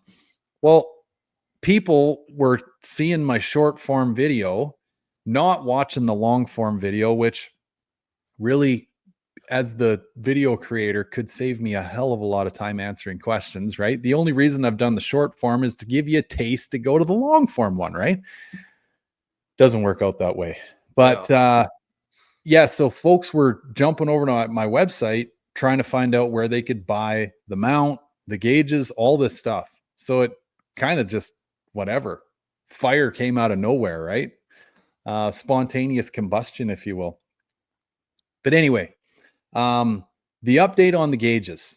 So I told you I was going to take a stab at this capacitor thing, and then you and Rick, Mr. Love there from Vintage Air, we're talking like, hey, find another source potentially for accessory power. Okay, to clear all that up, the two yellows, constant 12 volts all the time. The black with green trace, which I pulled this up so I could speak somewhat intelligently. Black with light green trace is your run and accessory power feed. It actually is one of these wires where when you turn the key to the start position, power shuts down. Okay. So you were technically on the right wire. Yeah. Yeah. Now there's a lot going on in that ignition switch. For anyone that's ever messed around with them, you already know this, but like, you know, ignition feed, like there's wires that you probably don't want to be splicing into and fucking around with, right? And but then so there's the run and accessory feed, which I think most people run to that one. The only other one that I could see some value in trying was your AC heater turn on, turn off. And that is something, right, that does the same thing as the black with light green trace. When you go to start, heater's off, and then boom, car starts, heater comes back on, right? Or the fan. Anyway, but I'm like, why the hell would I even try that if it does the same fucking thing as the black with light green trace, right? Right. So anyway, I'm like, okay, go through all that. I'm like, I'm going to take a run at throwing this capacitor in because I did all this Chat GPT homework with it, and Chat GPT told me how many fucking microfarad capacitor to buy, all this stuff, which I don't know if I talked about that on the pod or not. We might have just talked about it offline, but if I didn't, or if I did, folks, I apologize. This Chat GPT, I had no idea from a gearhead's perspective what it can do for you. Like, I'm talking, it'll draw you a wiring diagram, very detailed. It'll tell you what you need, why you need it, where you need it, when you need it, and where to buy the shit. Like, right. Fuck, man, I couldn't help but think when I was doing it all, I'm like, this is like having a shop teacher that's, you know, in his 80s, seen everything and fucking around when Christ was a cowboy, telling you what to do. It was that smooth. Anyway, do all that, put my capacitor in, wouldn't you know it, fucking no love, right? Yeah. So I'm like, okay, I am going to alleviate all of my voltage woes. I'm going to pull this capacitor out of here. I'm going to stay on my black with green trace wire, and I'm going to wire in a switch where I just shut all the gauges off, feed them no power at all, start the car, let everything settle in, flick the switch. That should solve it, right? Negative. Not at all. So then this is all happening late at night too. I'm like, well, what the fuck, right? I'm sitting there looking at these gauges, whatever. So I reach under to my little toggle switch. I flick them off. 2 of my 3 gauges stay on. I'm like, okay, now we got fucking ghosts in the system, right? Like this ain't adding up anymore. Then I'm like, okay, could I be getting some sort of a power feed from one of these sensors, like the 3-wire sensors that have a hot, a negative, and a sensor feed? Yeah. Because I threw that LMR digital dash in, and I went to the digital dash ECU first, and then jumped over and went to these Zetatech gauges. So I'm like, maybe it's getting a goofy little voltage signal from that, right? But then I'm like, 2 of my 3 gauges have one sensor that would light those 2 gauges up or whatever, potentially, like the sensor feed gauges. But the third one, my AFRs, it's standalone, right? Like that AFR deal is just tied into that Zetatech gauge.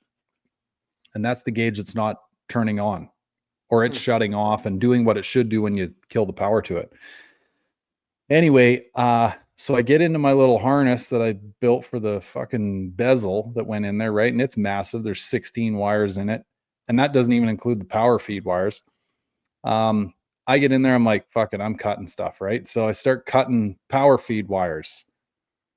Things start dropping off. And I'm not feeding. At this point in time, nothing should have any power either. And I'm losing power on the gauge face at this point too. But there's still one of my gauges that like flickers at low voltage. Like it wants to start, but it won't.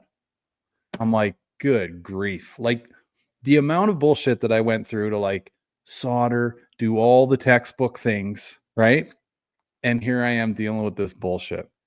But anyway, the fact that they're on a switch now, I can shut the whole thing off and it's as if they're not even there. So that's nice. I don't have to sit there looking at frozen or glitching gauges.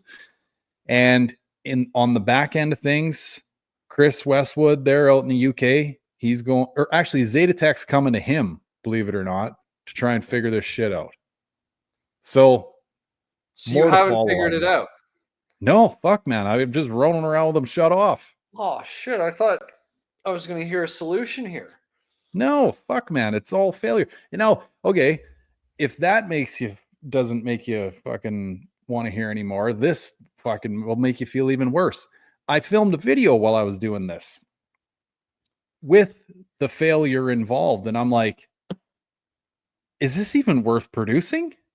Or am I just sitting on like, you know, a half hour's worth of bullshit? I'm like, you know what? Fuck it. I'm going to send it. I haven't even edited it yet, but hopefully it'll come out before the pod. And yeah, I kind of feel like not a sellout, but I feel like, what is even the point of me putting this out? It doesn't solve it's pure entertainment value. That's it. So have you tried, I'm curious if you didn't share power with any other gauges. So like, let's say you only did the AFR gauge.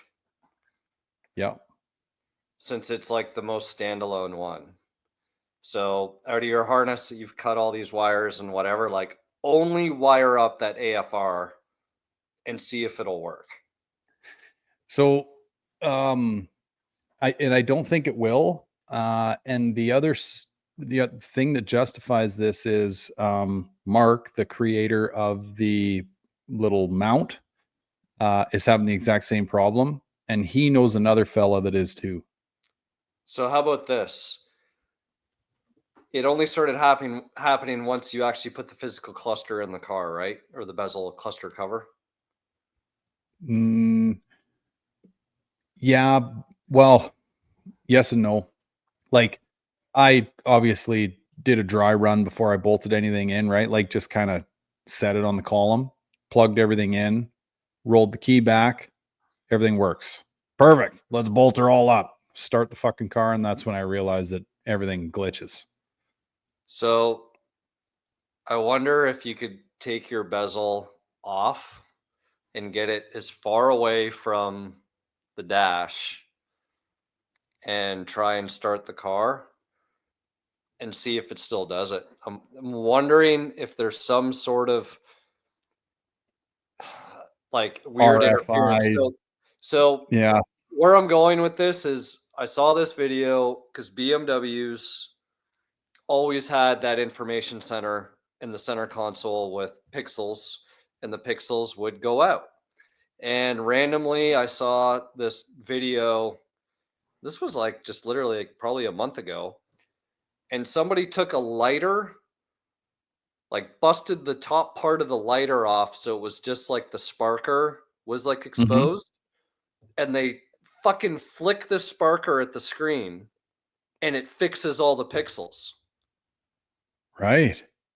Like, I know this sounds like some fucking black magic hokey shit, and I forget what it is. So like it literally, so this information screen that would tell you whatever, Tire miles per pressure. gallon, speed, Yeah. oil, fucking all this shit that you could click through, right? Like the screen, you can see like the backlighting's trying to work, but you can't read anything. And literally flicks the fucking sparker of this lighter, and the whole screen just comes back to life instantaneously. And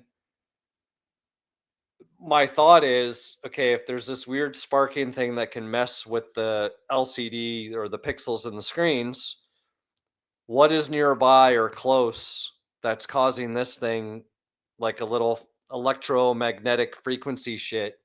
Like, do Yeah. you need to put like some sort of um like a fucking tin can or like some sort of noise filtering Yeah. suppression shit around it? Or like, you know how coil pack wires typically are in like a shielded um wire loom. You know what I Yep. mean? Like, Yeah. so just your wires need to be going through that as a result. So And Mark. the wire Yeah. that would do it, I feel, and this is why I'd asked you originally about the red with the green, because the red and the green is the one that feeds the coil. Let's see here. Red with light green. Yeah, ignition system feed. It's one of Yeah. two to the ignition system. I think that is the coil one though. Yeah. Yeah. So like, and don't get me wrong, it goes to the computer and goes everywhere else, but it's like, okay, well, if something like that, that's obviously in charge of coil power and signals and ignition Yeah. and whatever else, is there something that's living within there, within the main? Because the harness is literally right behind the plastic of the dash Yeah. where that is. So maybe they're just too close to where there's some signals going and it's literally just sending them into panic mode. So I guess, yeah, if you could sort of get Telepathic. the cluster or hold it out, you know what I mean? I don't know how long or just run some temporary extended wires. Because Yeah. if your AFR gauge is doing it and it's standalone, I feel like it's not the wiring, it's the gauges themselves that are picking up interference. Yeah. Agreed. And I think that's where Chris and this Matten fella of Zeta Tech are gonna be able to figure that out. Cause like he will, I'm assuming anyway, like just show up with a gauge, right? And plumb this thing in, start the car, and it'll most likely glitch. So we won't have, well, essentially we'll alleviate the things that you're saying to try, which wouldn't be all that easy because, like I said earlier, there's like 18 fucking wires that come out of that dash bezel, right? But now, sorry, back to your point. The word I think you were searching for is like a Faraday, like a tinfoil hat, essentially, right? Yeah. Is Mark was going to go down that road. Apparently, there's somebody out there makes like wire wraps that are like Faraday cages or whatever, right? Yeah. But he's like, and I think anybody that enjoys wiring or plays with it a bit or whatever, like this is your worst nightmare, right? To have this like hypothetical telepathic communication between wires, because deep down in your heart, it's like the chances of that happening are real fucking slim.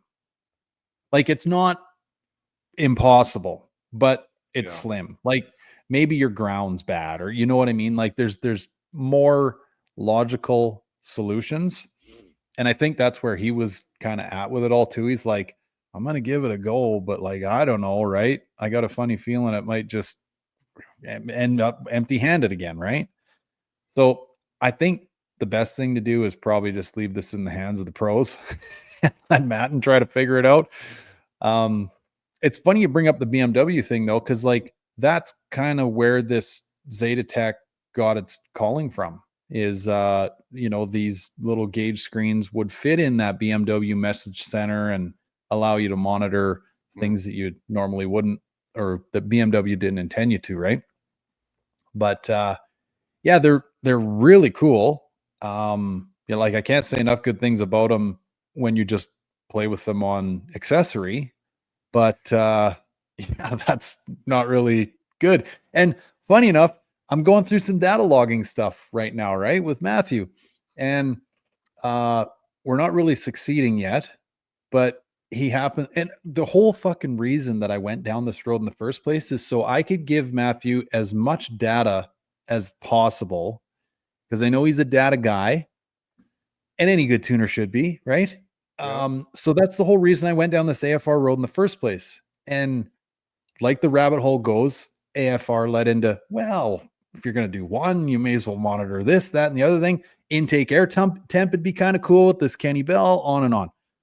So anyway, I go down this fucking rabbit hole, and he says to me after sending him some of the data logs, he's like, "What are your AFRs?" I'm like, "Fuck, don't even ask." Okay, like seriously. Yeah, fuck. Oh. But on that note, dude, I have jumped through all of the hoops. I think we talked about this offline too, but jumped through all the hoops to essentially set up my stock ECU so it'll read one side of my AFRs, right? I'll be damned if when I'm in binary editor, the data logging / tuning software, I don't have an EGR, they call it a tag in there, to renamed AFR. So like everything's wired and in theory should be communicating my wideband through to my ECU in the EGR tag, but I don't have an EGR tag in my fucking software. Oh shit. Yeah. And so I'm like, "Hey Matthew, like you're the guy that deals with this all the time. How do I deal with it?" He goes, "Well, you're actually dealing with a newer binary editor software than I am." And he's like, "I don't know." Plus, he goes, whenever I'm tuning, he watches the wideband on a totally separate system. He doesn't fuck around with any of this kind of hokey pokey stuff. But so yeah, I've gone to all this trouble to get Matthew data, and I can't even give them to him. Oh, so did you fix the coolant leak? Yes. Nice. So, okay, ladies and gents, this came up real briefly in one of my videos because I didn't want anyone listening to me swearing about having to take one of my headers off and long tubes at that. So I had determined that my coolant leak was coming from my passenger side rear bottom, like wet head bolt. Okay. And the day that I did it, I had a little bit of time. I pulled my head bolt, didn't dry the hole out, which I knew was going to, well, I didn't know, but I just assumed it was going to be a problem because you shouldn't run thread sealer into a wet hole if the wetness isn't removed. And then come to find out that 92 and 93 head bolts are torque to yield. And Chris and I, maybe it was on a pod, I was like, "No, are you sure?" "Yeah, no, I'm sure." And I think initially you thought it was just 93. And then I ended up finding some data that it was 92, 93. Fuck, for all I know, maybe it was like one of those part year changes that nobody knows about. Anyway, so I sent a torque to yield bolt back into a wet hole with fresh thread sealer on it. Didn't solve my problem. To be honest with you, it made it fucking worse. So this all needed to be revisited again. I had to buy a whole one bank, like one cylinder heads worth of torque to yield Felpro fucking bolts. And Chris and I were going back and forth on WhatsApp when I was doing all this. And the Felpro bolts come with like dry thread sealer on them. I wasn't going to just trust that. I was going to throw my own on there too, right?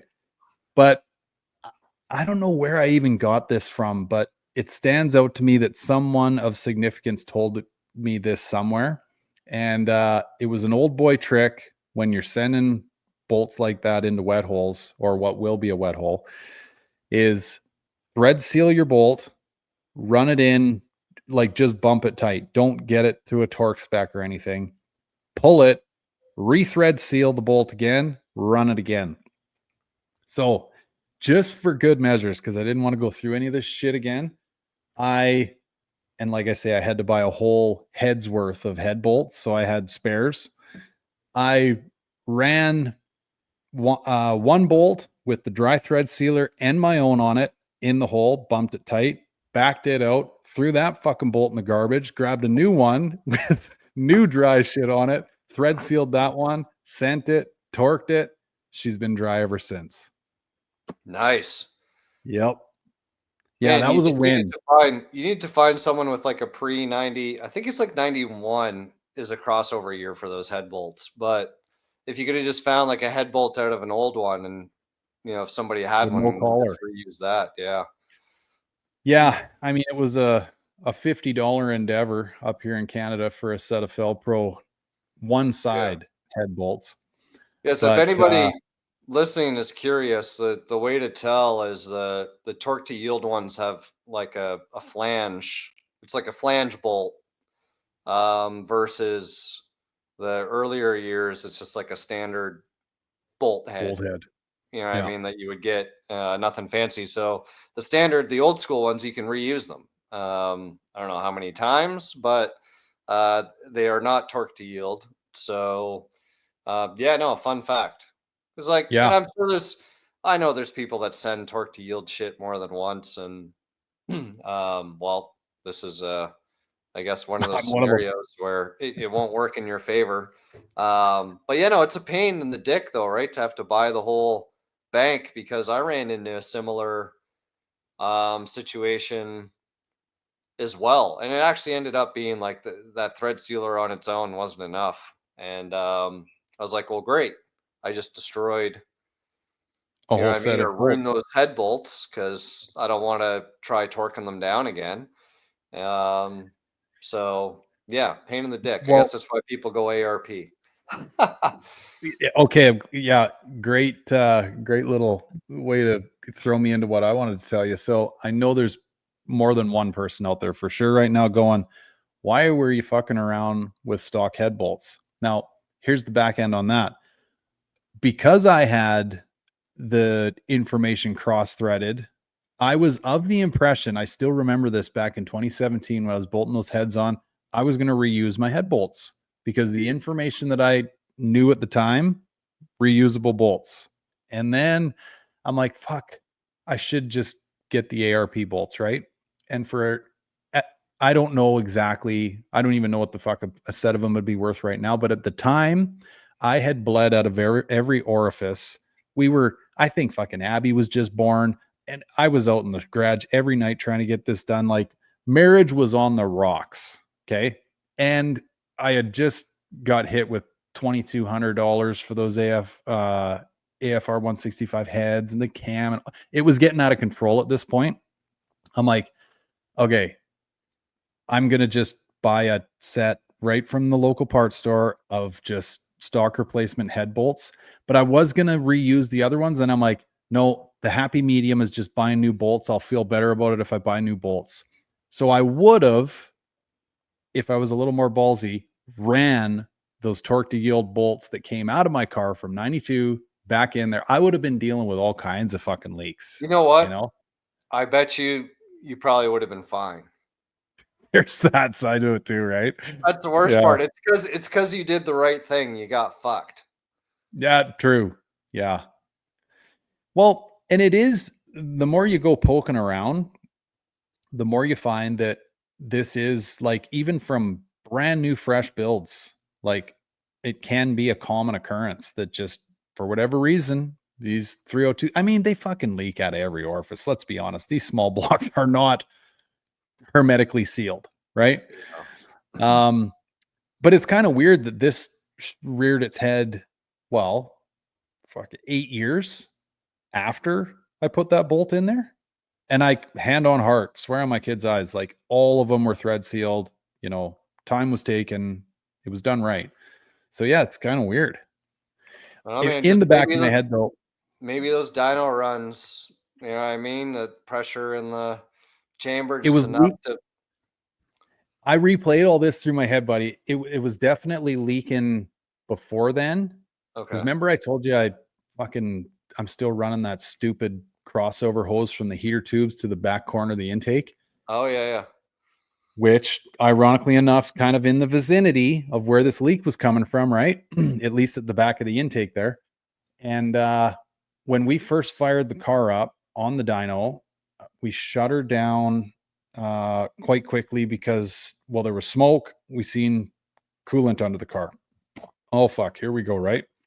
And I'm like, you know what? I said, I went to great lengths to make sure that back hose clamp on that crossover rubber that I'm running was good. I think we should be good. And funny enough, we went all day tuning that car without another leak. So, but in the back of my head, once I started understanding more of where the leak was exactly coming from, I got thinking to myself, I'm like, okay, I fucked up the math on what this car should be producing for boost. And that was the whole kind of humorous side of that dyno day, right? I'm like, fuck, don't tell me when I was just trying to get something for Instagram and I'm revving it up and fucking around that I blew that head gasket, right? And I'm like, no, like the coolant passage is higher up than that bolt. And it's not coming from higher up. It's right out of the corner where the bolt is. So I'm like justifying it to myself before I go to sleep at night, right? Anyway, yeah, long-winded way of saying, thank God sending that new head bolt in there sealed it up. Because I sent you a picture, right? I mean, we're talking enough liquid that you wouldn't want to leave this untended to, right? Yeah. We're not talking a couple drops. And I confirmed it the day that I confirmed where it was all coming from. Got the car up to temp. So now, coolant's circulating, whatever. And you could watch that thing every 2.5 seconds, send a little bubble out. Not a bubble, but like a drip of coolant. I'm like, shit. I don't need this right now, right? I really don't want to pull this blower off of here. I really don't want to change a head gasket. So, yeah, anyway. So that's good now too. And then I told you, I just had a bum caliper. Oh, yeah. Rear caliper. Yeah. The piston seal was fucking shot on it. And I asked my buddy too, I'm like, hey, do they even sell rebuild kits anymore? And again, folks, this maybe won't make sense for the Americans because I know parts stores still sell shit like that. Up here, my buddy's like, no, I haven't seen a rebuild kit for a caliper in years. Yeah. Well, and those rear calipers are so cheap too. Fuck, man, not up here. You sitting down? So this is an AC Delco Reman, okay? So if you want to just take it off the counter, so you're taking the core charge up the rear end at the same time, $230. What? Yeah. That's for a Cobra caliper. That's for just a fucking 38 mil SN95 rear caliper. GT? You don't have Cobra in the rear? No, like there's no well, technically the caliper's the same. The bracket's different with the rotor, I guess. Yeah. So I'm gonna look right now. I'm curious. I swear I just fucking ordered these things and they were like, I don't know, cheap. Definitely not $200. That's so for one. Core on that is 80. Okay.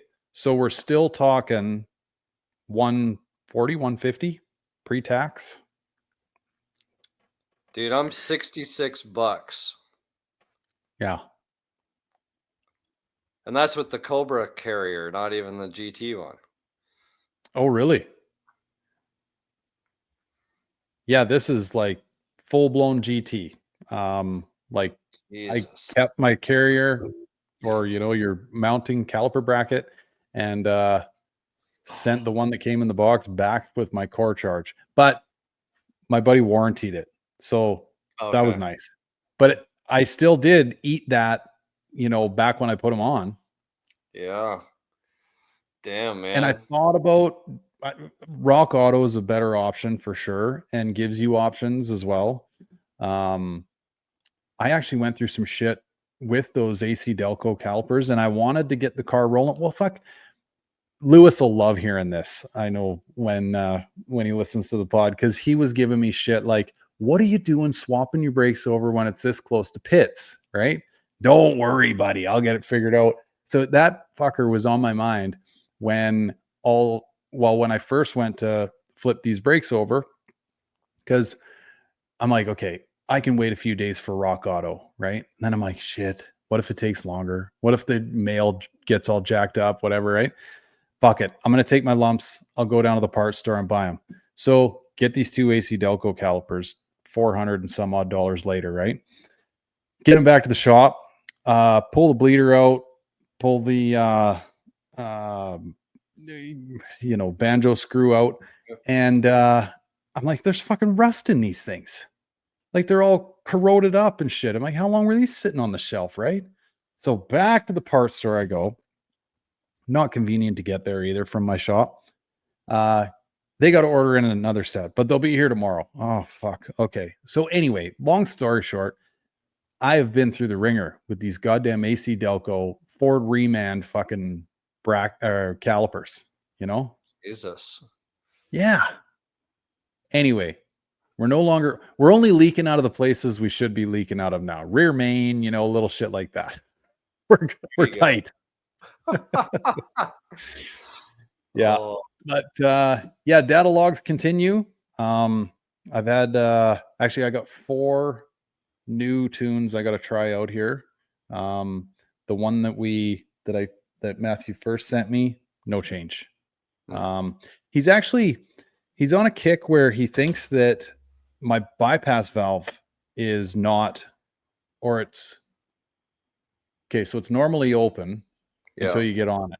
So he's thinking that it's shutting when it shouldn't be.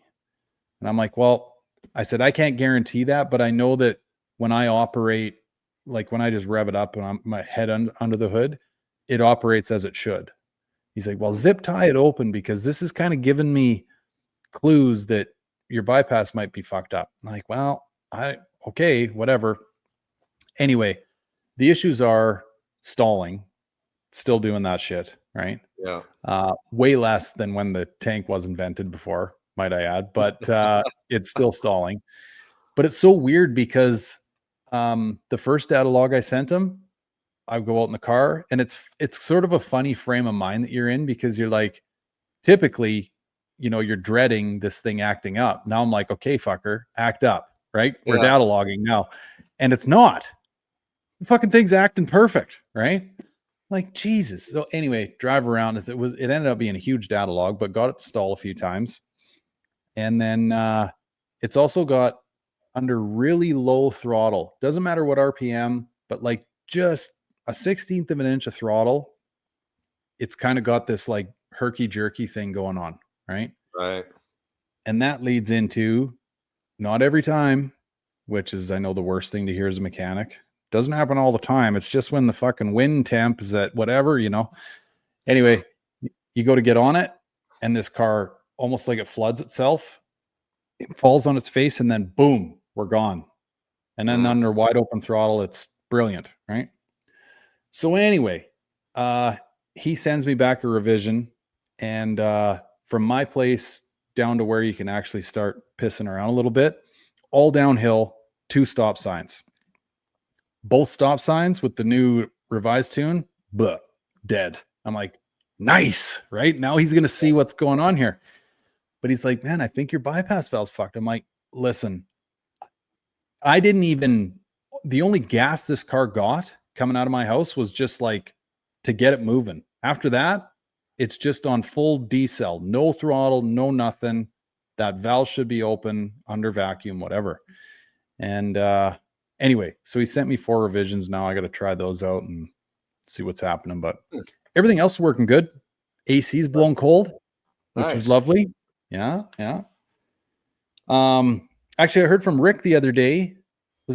Maybe it's just yesterday. And I said, hey, if you guys are interested, I said, no pressure, whatever. But this whole new, control center, if you guys want my thoughts or whatever, as you're in the building stages of it, like, let me know. Like, and not that I don't want to sound like I speak for everybody, but like, I think in a roundabout way, we kind of do, you know what I mean? It's like, we just want it to look like the old one. You know what I mean? Don't church it up. Like, we liked what we had. So anyway, he's going to send over some photos. So maybe we can see this thing before it's Yeah. Produced.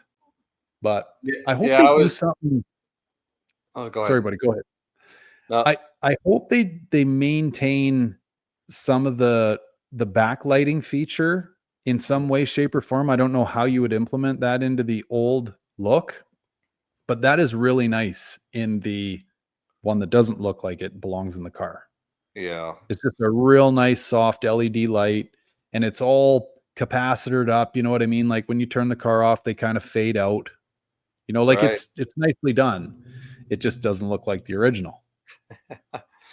So I was after the pod banging around in my head. I'm like, okay, do I want to go down that path? Right. Or am I just going to go the factory route? So I went out to the back shed to find my collection of heater boxes. I have 5. Okay. And I knew that there was All AC? all AC. Okay. So funny The good enough, stuff. I've actually got a box that is not AC, but it's there if you cut it open and put the evaporator in. Oh. And it's never been, it's like got a blank cover over it. So in my like, am I dreaming something up here? Because I'm pretty sure the boxes themselves are different. And I Yeah. trying to remember because why I say this is because the position of the heater core of a non-AC car is different. Right. Well, they're different core too. Yeah. So because the pipes, the way the pipes come out is different because the box ends up being kind of positioned in a different spot.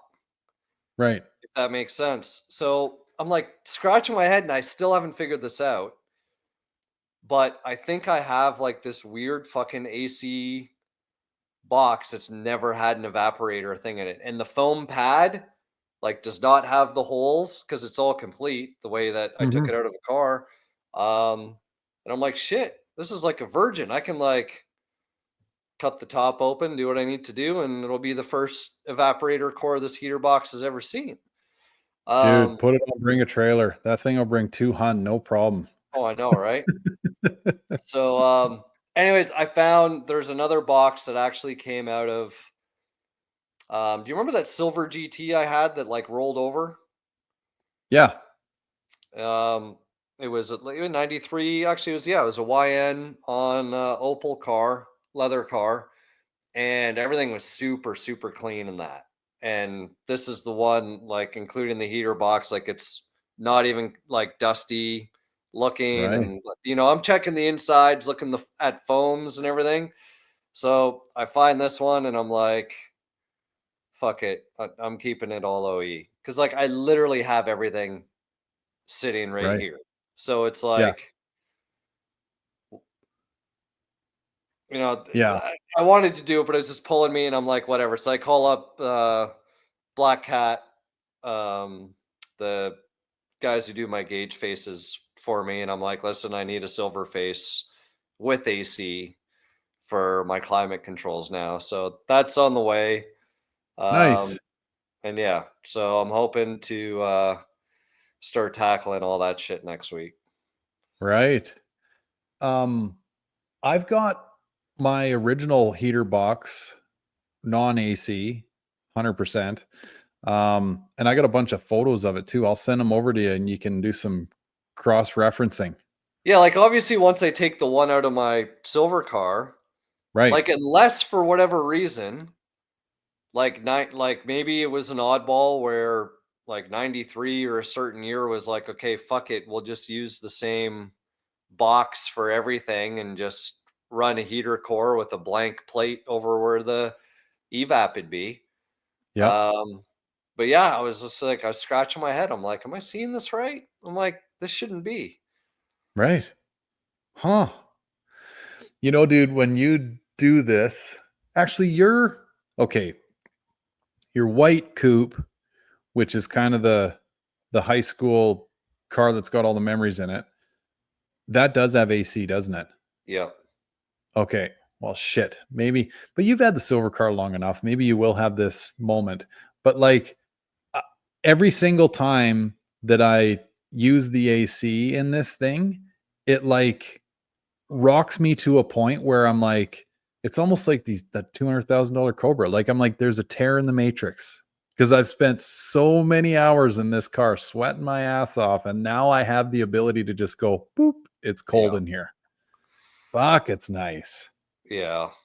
No, when I fixed the AC in the yellow car, I was just like, that's it. I'm like, the silver car needs it. Like, just Yeah, you enjoy it that much more, man, when you just don't have to worry about sweating your dying of heat. balls off. Yeah. Yeah. I know. I was thinking to myself, that scene in Borat where he goes to that hotel and, oh, look at me, king of the castle, right? That's how I feel in this Right. fucking car now, right? I'm like, holy shit, this is convenient. Yeah. No, looking Yeah. forward to it, man. Yeah. Yeah. Shit. It's, well, that silver car of yours, which I mean, whatever, stunning car. But like all the creature comforts of like a really clean specimen with that modern day convenience, sounds good, runs good, all the stuff. Like, yeah, you're kind of like, this is it, Yeah, and it's not like butcher like it was a manual, like it was a stripper car, right? Like there's no cruise, it was Mhm. no power or anything. So like the first thing I did was put power windows and locks in it. Yeah, right. I think we So kind of, we, well, this was way before online shit, right? But I think we kind of did it in and around the same time because I remember when you and I first connected, it was something, or maybe we were both fucking around with the trunk release switch, and oh yeah. we both had it but didn't have the switch, or there was something that went on there. Yeah, it was like we were both on this similar path on opposite sides of the rock at the same time. Yeah. Yeah, No, because man, that's that like that'll be at the last thing. Oh, I got new control arms, lower control arms because I had that issue. So I wanted to keep. I was gonna just try and find bushings and sleeves, but I didn't like the way the spring mount plate was with the, I guess, bracket for the airbag. So I yeah, found this other company, CHE, I think. Um, so new set of arms in red coming with what looks like will be a nicer mounting point because I want to. It was kind of like, I don't know, two cylinders sitting on top of one another versus being able to have something more something flat on flat. flat. Yeah, So yeah, I'll get that swapped over, which I'm hoping I can sneakily get a little bit more out of the rear when it's aired out as well. a little Um, more low. just gonna play with that, and then yeah, I've already got my McLeod lightweight flywheel, new McLeod clutch. Um, Nice. yeah, I'm gonna do the AC, and that's it. Then you can enjoy her a little bit. Yeah. Yeah, because what was the rear control arm issue with that thing? So I just, like anybody else, you're looking online and like, oh, nice, red or black fucking tubulars with urethane bushings. Why not? And dude, like, how many miles are on that car? Yeah. Like, um, they maybe saw 2,000 miles at best. And I only say that because, my buddy Chuck drove it from Canada down to Foxtoberfest and back.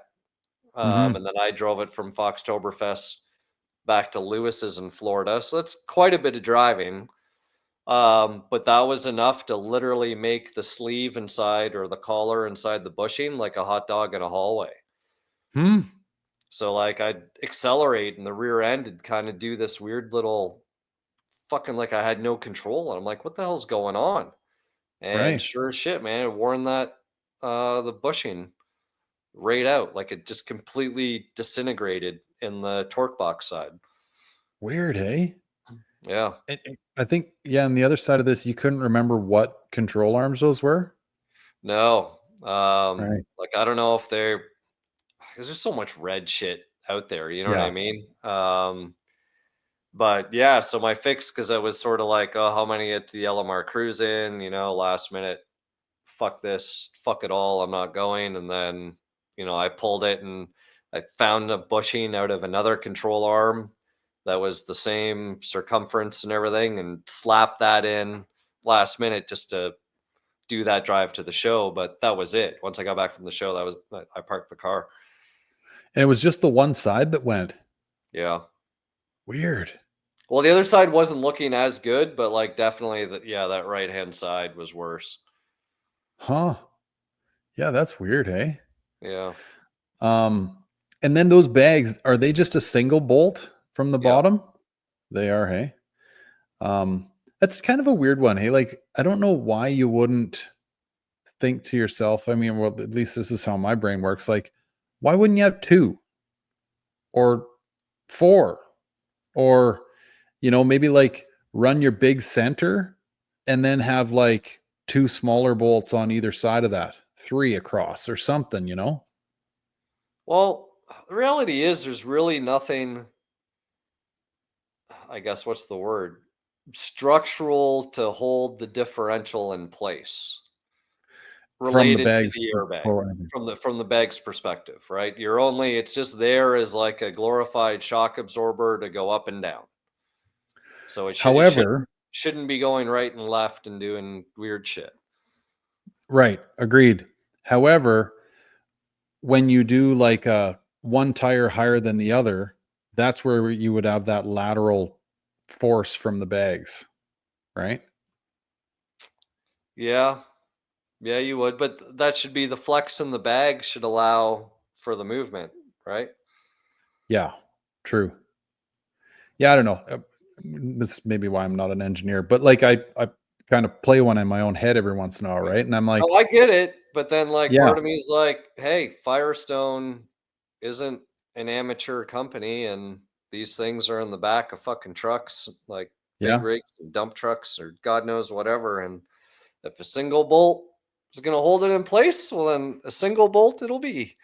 yeah. And I mean, it's a proper bolt, like it's a big Yeah. bolt, even like these AirTech ones, Um, but yeah, I remember thinking that to myself. I'm like, huh, why wouldn't you? Yeah. Right?